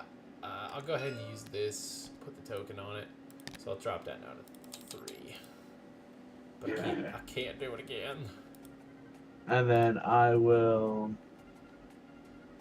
attack for 5. Yep. 1, 2, 3, 4, 5. And just like that, we're right next to each other in shield and life again. And that will be the end of my turn.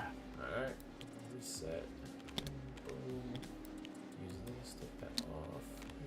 Here, draw 1. Do I want this? No. Do I want this? No. I guess I'll keep that one just in case. Whatever. We'll drop that one out. Grab another one. Oh my gosh. Alright, cool. We're gonna just do this right away, right? We're gonna pay 1. We're gonna pay 1 more. We're gonna go ahead and system reboot Regen 2. Get rid of these short circuits because I don't like them. I don't like them. Fair. Go up 2. Anything else I want to do? I've got 5 left, right? That's a lot. Feels like a lot. Sure. Let's have some fun with this. I'm gonna tap this out. Regen 1, put 4. We're gonna declare attack here with Leviathan, and then we're actually gonna go ham with it. We're gonna pay 2, activate Quantum Blow, so every attack gets +1 damage into the shields. So we're gonna pay 2, 1, 2, drop down to 2. So we're adding a +1 on those attacks, and since I'm triggering this, I'm also gonna pay the 1 for the Power Burst 2. Those combo well together.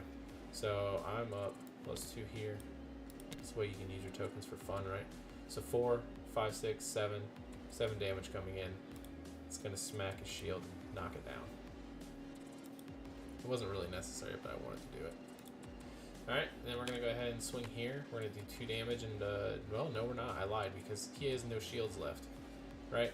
And, Quantum Blow says into shields. So it doesn't deal with extra life damage. So it's just gonna do 1 damage to his life, and then these are gonna go away. And then we're gonna end our turn. And we're going into turn 6. Sounds good. I will draw.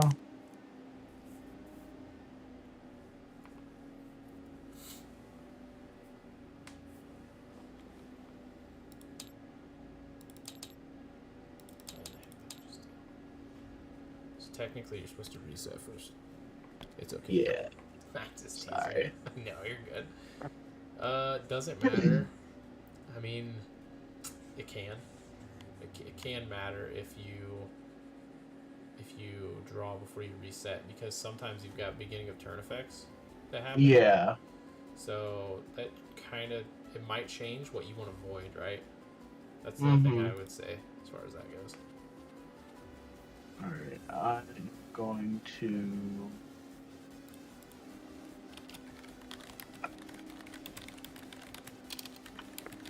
avoid that.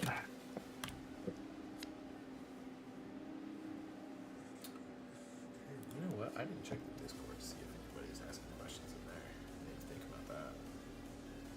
But probably not. And then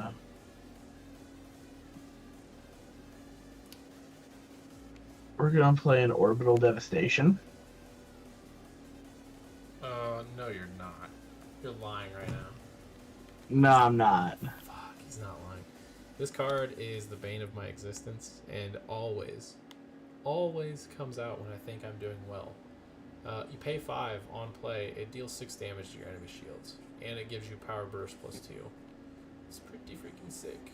So I can tap this, right? Use the 1, deflect 1 of that damage coming in, big freaking whoop. It's still 5 damage. Down to 5. And then I will flip my core. Sick. Does the gameplay make sense to you? Do you guys feel like the flow of everything makes sense? We tried our very best to make sure this game made sense and just played well and smooth. Like, that's all we wanted. Like, if a game doesn't play well and it doesn't play smooth, there's no point, right? So he's flipping. He's going and grabbing his Heaven's Gaze. He's scrapping. Yeah. Yeah. Most of the time when people play through the first game, it's like, okay, this is weird. This is not something I'm used to playing or seeing the way this is played. And then the second game's like, yeah, I'm in. I got this. That was our experience at Gen Con. So it's kind of what we hope for, right? Let people see the game, let them experience it. I think a lot of people are gonna like it. I don't like this though. Don't like it at all. What you got for me? You gonna absolutely blaster me?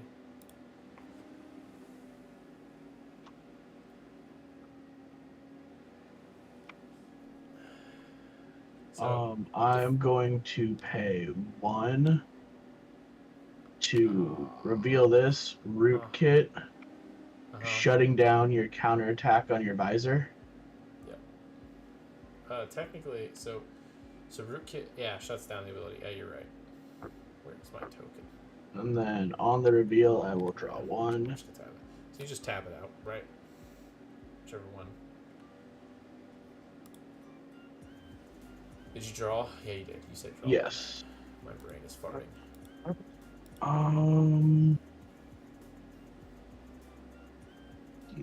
So that will have on reveal deplete that stack. No, it doesn't. On reveals don't deplete. Oh shit! On reveals don't deplete. Let's go. You're good. Boop. I got you.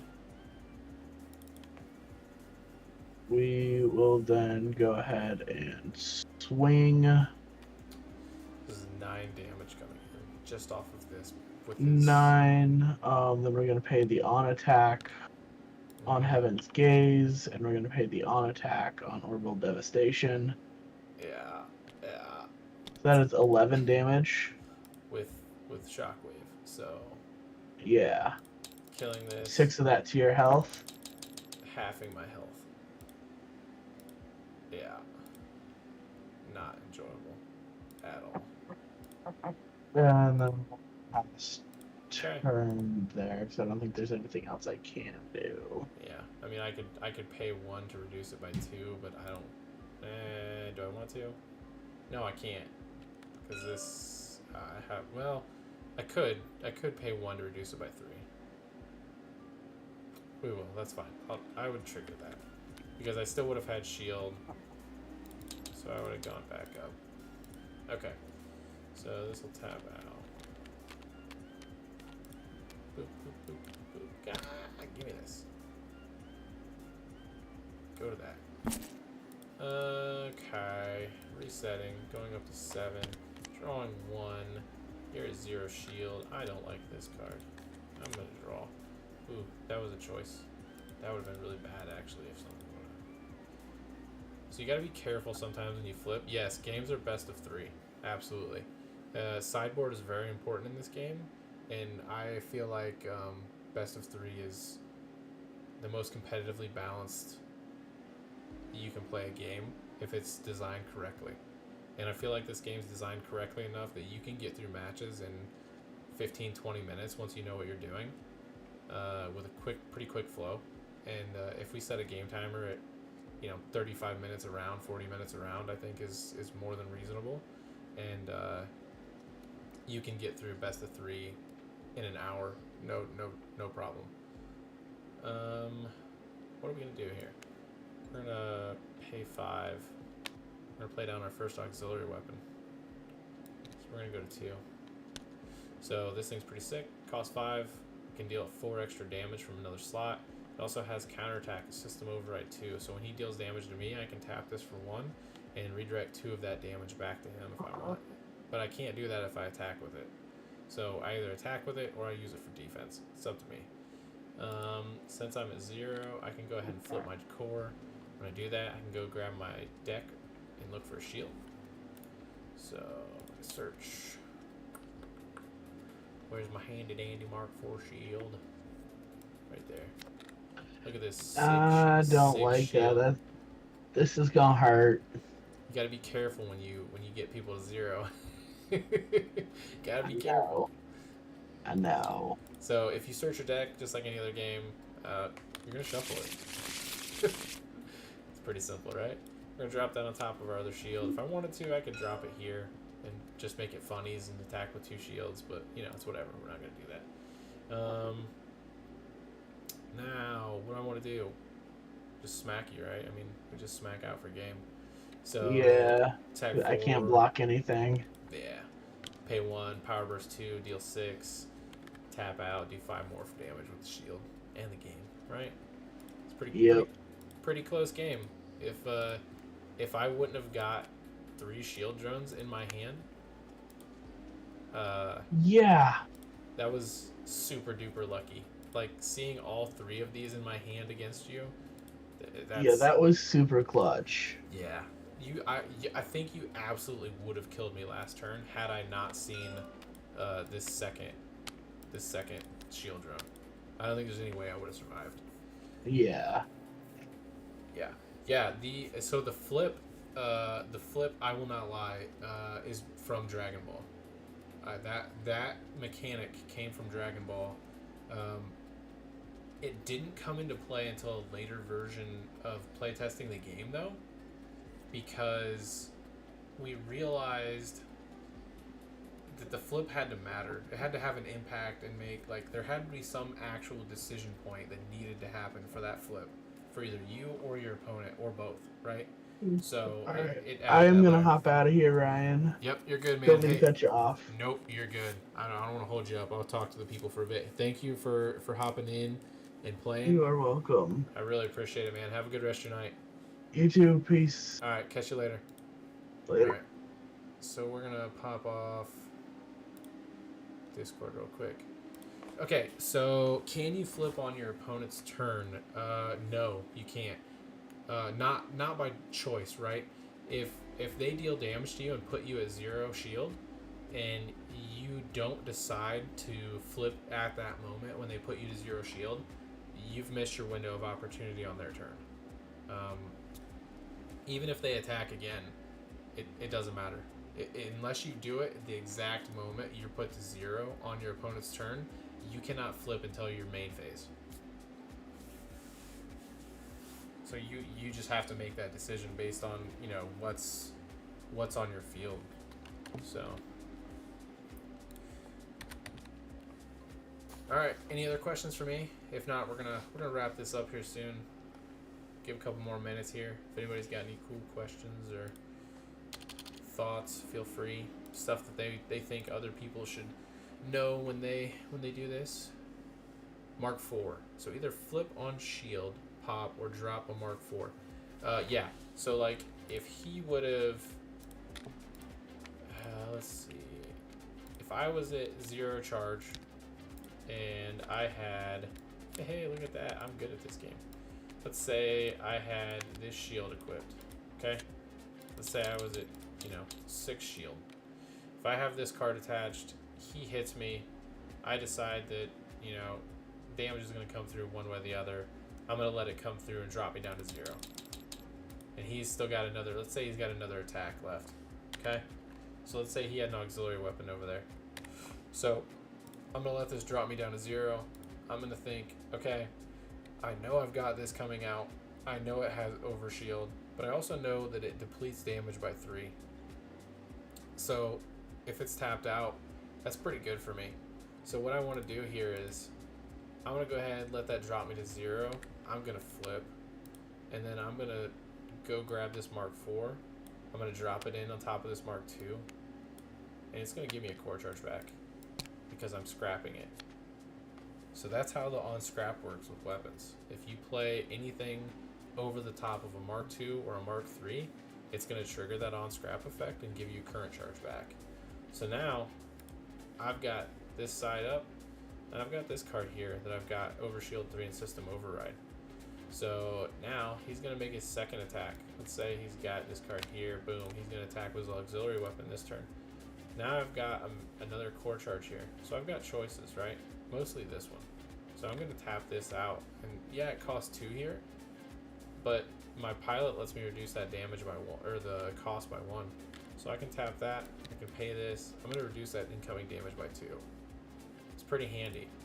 And then if by some weird chance I had enough core charge before and had this card in play still, right?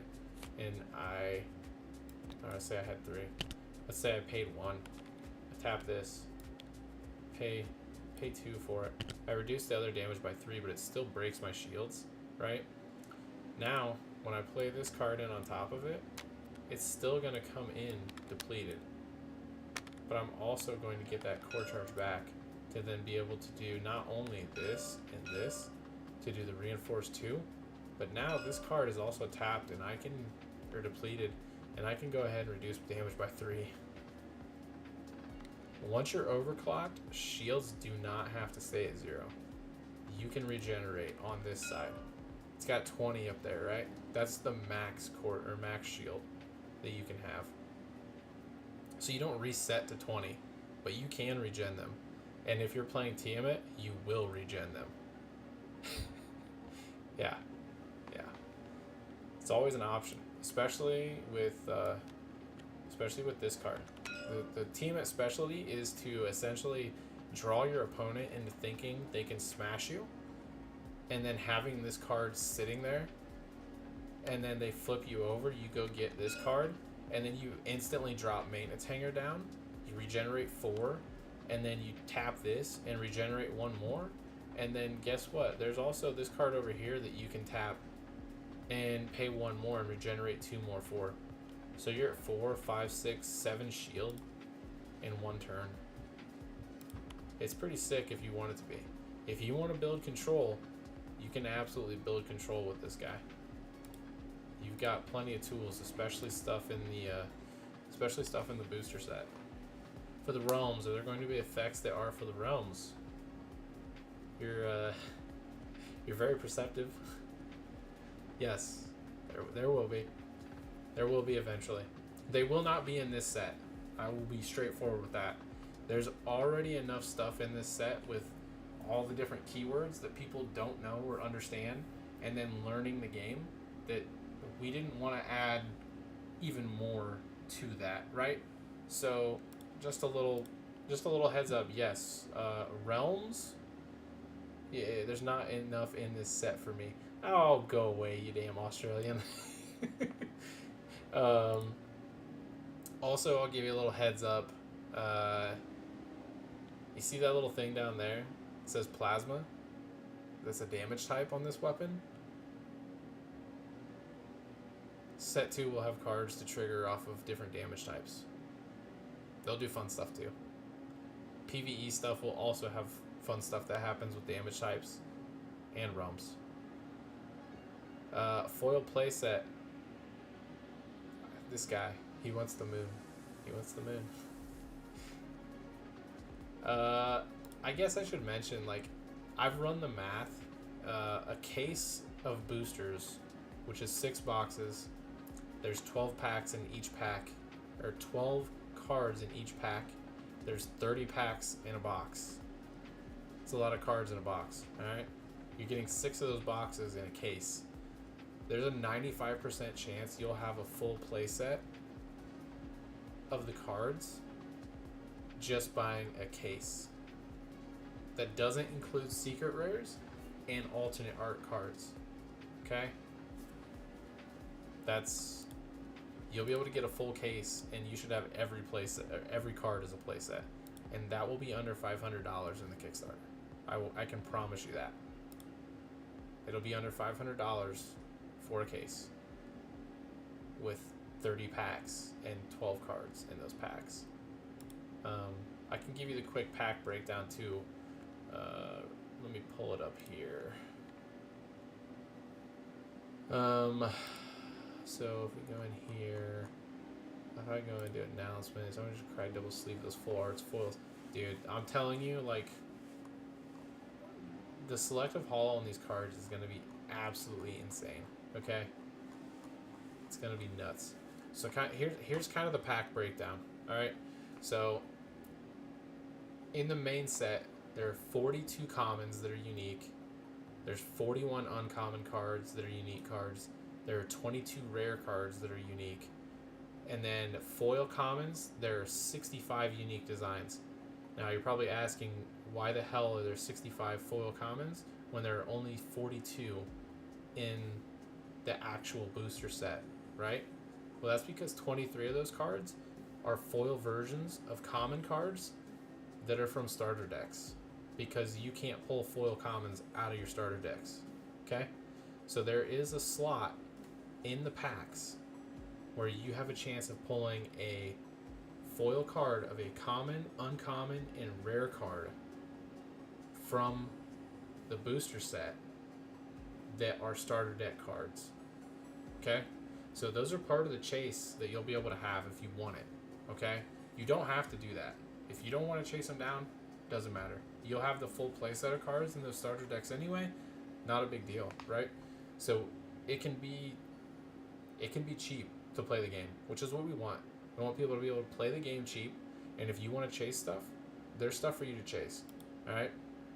So you've got 65 unique foils, and then 68 unique foil uncommons. 27 of those are from the starter decks. Foil rares, we've got 40 total, and then 18 of those are from starter decks. Foil super rare cards, all right? Nobody wants to chase down, all the high rarity cards, and it's going to be a pain in the ass because you need 4 of them, blah, blah, blah. A lot of the super rares are either Mark 4 cards that are max 1 copy anyway. Some of them are Mark 3s and Mark 2s. Okay? It's not a lot out of those 11. However, there's only 11 super rare cards in the set. Okay? So there's 1 slot, 2 slots. There's 2 slots in a pack. It's the last 2 slots that you can possibly pull a super rare out of. Slot 12 is typically where you're going to hit the super rare. There's a very, very, very, very, very rare chance you're going to hit a super rare in the slot 11. I know I'm a slot, but anyway, so there's 11 foil super rares. Those are all foil. There are no non-foil versions of those. I'm not going to tell you how many secret rares there are, and I'm not going to tell you how many all arts there are. You'll be able to figure that out as you want. So again, case of 6 boxes. Card slots 1 through 5 are commons. Slots 6 through 7 or 6 through 9 are uncommons. In slot 10, you're going to get 1 rare that's a non-foil card, and that's only going to be cards out of the booster set that you'll be able to hit that are non-foil in that slot. Slot 11, you're going to get a guaranteed rare foil. That pool includes booster set rares as well as common, uncommon, and rare starter deck cards in that pool of cards in that slot that you'll be able to hit. All right, and then slot 12, you have a guaranteed chance at another foil card that can either be common, uncommon, or rare, only from the booster set. And then you have a chance at your super rare, your secret rares, and your alt arts, and that as well. All right, so that's kind of the breakdown of the packs within the boxes. The box guaranteed pulls. Yeah, we're gonna have guaranteed pulls. Okay,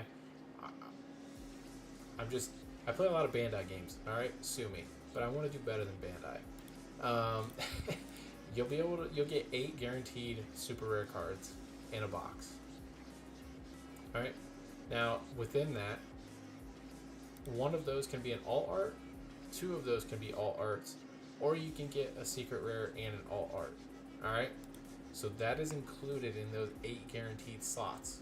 It is not going to be you get 8 SRs plus you're going to get 1 or 2 alt arts or a secret rare and an alt art. All right, those are in those slots.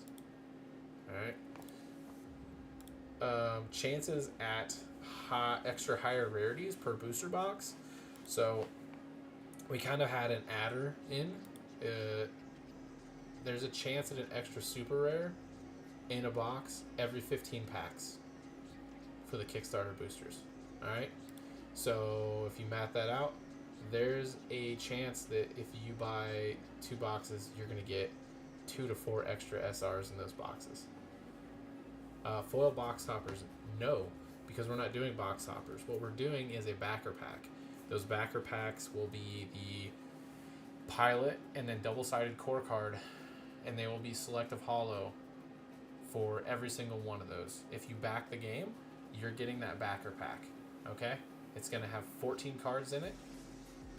7 of those are all the pilots that are starter deck pilots, plus the 4 in the booster set, all selective holo. The other ones are all the core cards, starter deck and booster set cores and overclock cores, double-sided, selective foil on both sides. Yeah, it's close enough, but I think it's more fun to do that and just give stuff to people for backing the game and supporting us, instead of making you have to buy a bunch of boxes and hope to God you get all the different freaking box toppers, right? Like, I hate it. Yeah, but I don't have to buy 14 boxes for each card. Exactly. And all of those cards are max 1 anyway, because they're they're starting cards. They start on your field, they stay on your field. Those are the most fun ones to have is blinged out versions. Oh, also, they're not going to be the standard art versions. Okay, so the card won't look like this. Do you want to see what the card would look like? I can show you. Let me show you. I'll show you real quick. I promise. It'll be super quick. I'm lying. It's not going to be that quick, but I'll make it quick. Oh no, I clicked the wrong thing. I'll show you what the booster set cards, or the backer pack cards will look like real quick. Go in here. Let's see. I'll show you Tiamat. Just for that. Ryan's super quick. You're so rude. So rude. Yes, I will post the early adopter thing. It is you basically pay $1, right? And you get a VIP spot as an early adopter. I'll post it in the Discord. This is what the card will look like. But it'll be selective holo. Yeah.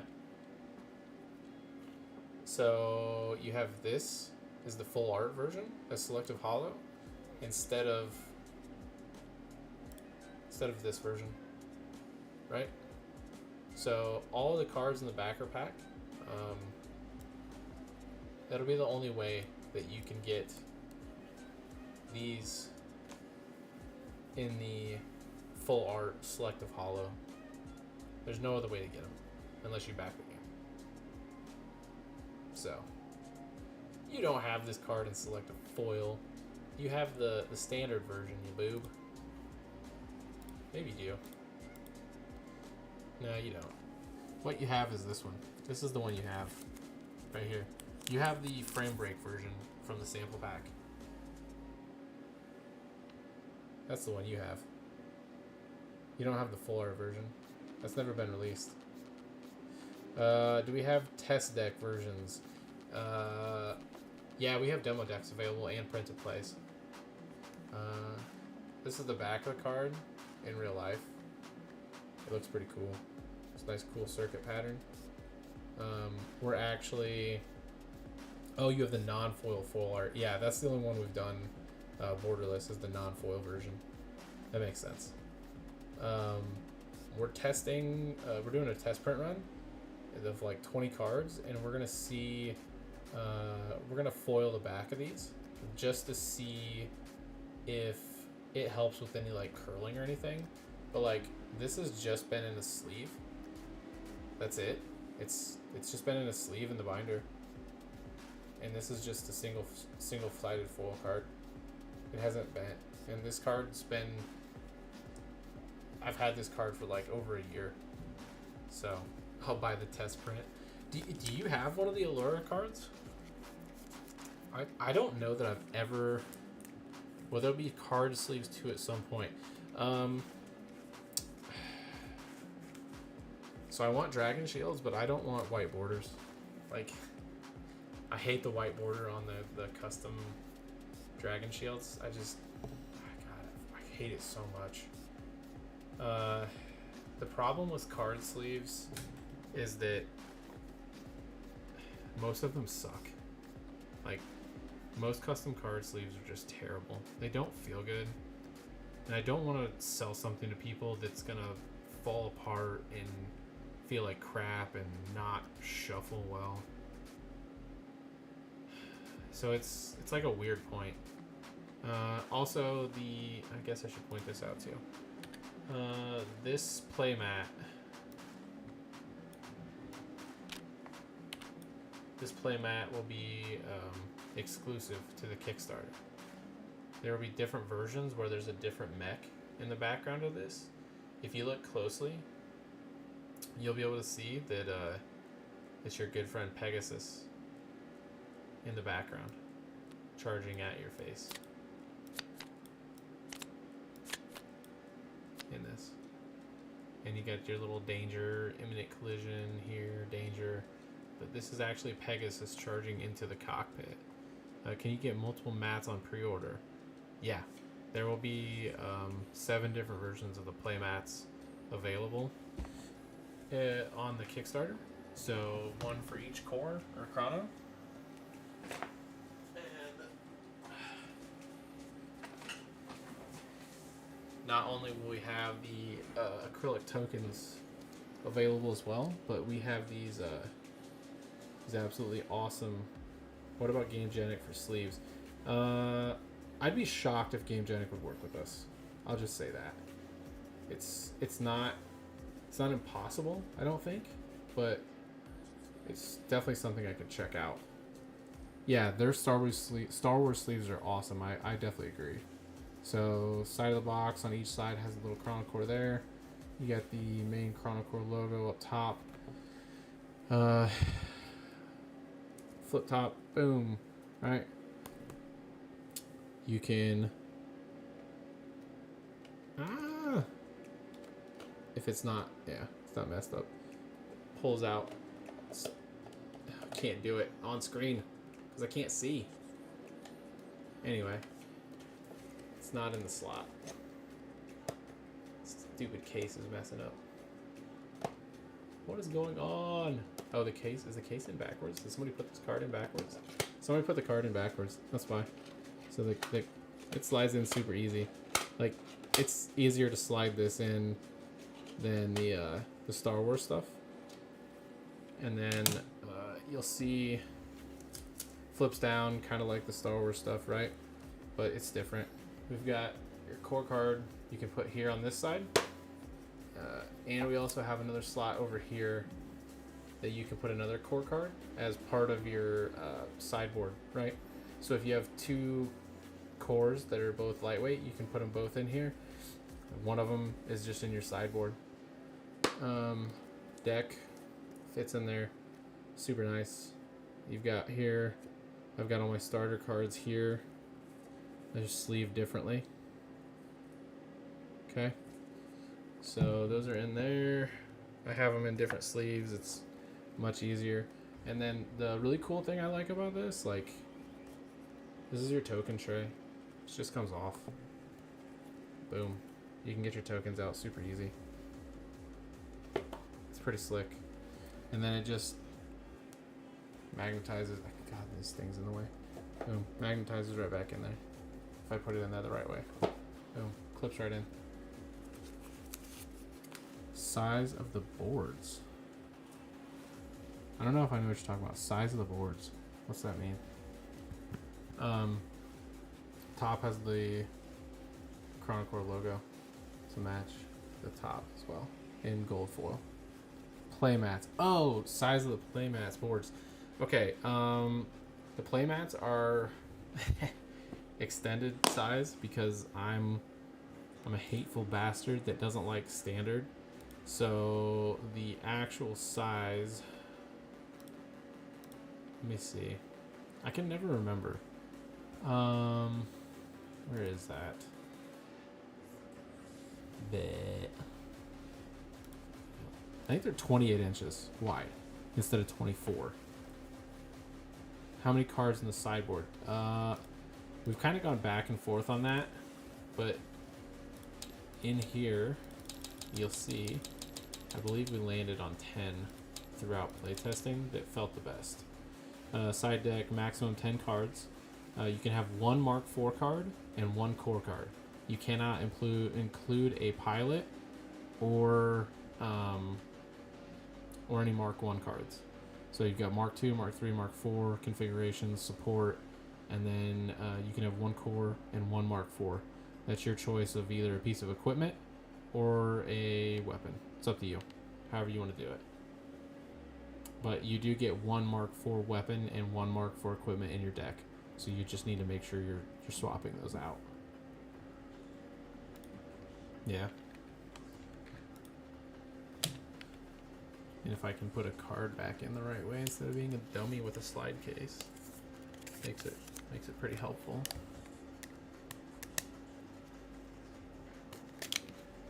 Yeah, the last version of the deck boxes we did were like we designed them and then GameGenic launched their Star Wars boxes and they were like almost identical.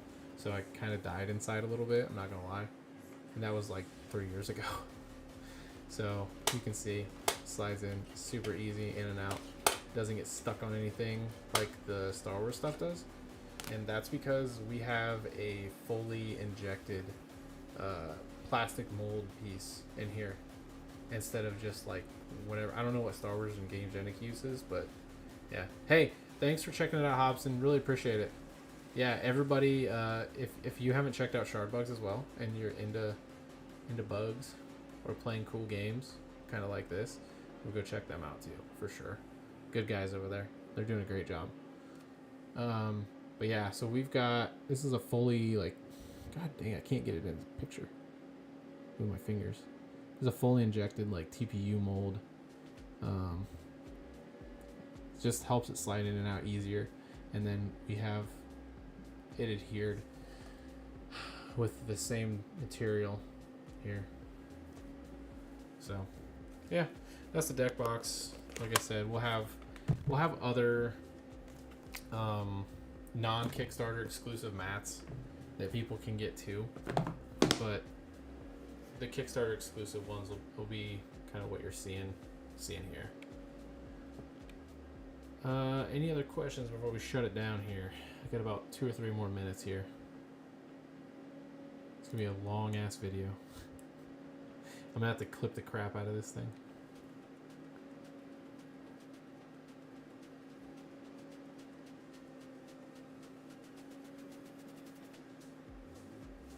Alright, cool. Super fun. Yeah, no, I had a blast. Really appreciate everybody coming out and checking the game out. Hopefully you got I may not be overly excited. Yeah, Saber's been on this for 3-4 years now, right? You've been around almost since like the very, very beginning of what were like the absolutely terrible cards. Maybe one day I'll show those off and let people see where this game started. Or I'll just keep that hidden in a back room where the terribleness can stay. Yeah, I'll post a link for becoming an early adopter. That way you can check it out if you want. So again, appreciate it. Thank you all for coming out, supporting. It means a lot to me. It's been 5 years, and I'm really excited to actually be able to get this into people's hands finally. It's been a journey, that's for sure. It's been a lot of changes along the way, and yeah, please join the Discord, hop in. If you become a VIP member, you'll also get an invite to our Facebook group that's specifically for VIP members, where you'll get to see artwork and stuff before everybody else, and I do a lot of updates and stuff in there too. So yeah, thanks a lot, everybody. We're gonna shut her down now. We'll catch you later. Hope to see you in the Discord soon. Let me know if you guys need anything else on socials and everything like that. So appreciate it. Catch y'all later. See ya. Booster giveaway. What are you doing over here? Come on, man. Bye. We're out of here before Saber makes me do some crazy shit. Yes, thank you. Really appreciate it. Catch y'all later.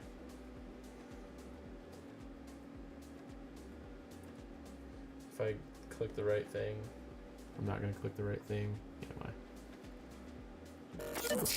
I?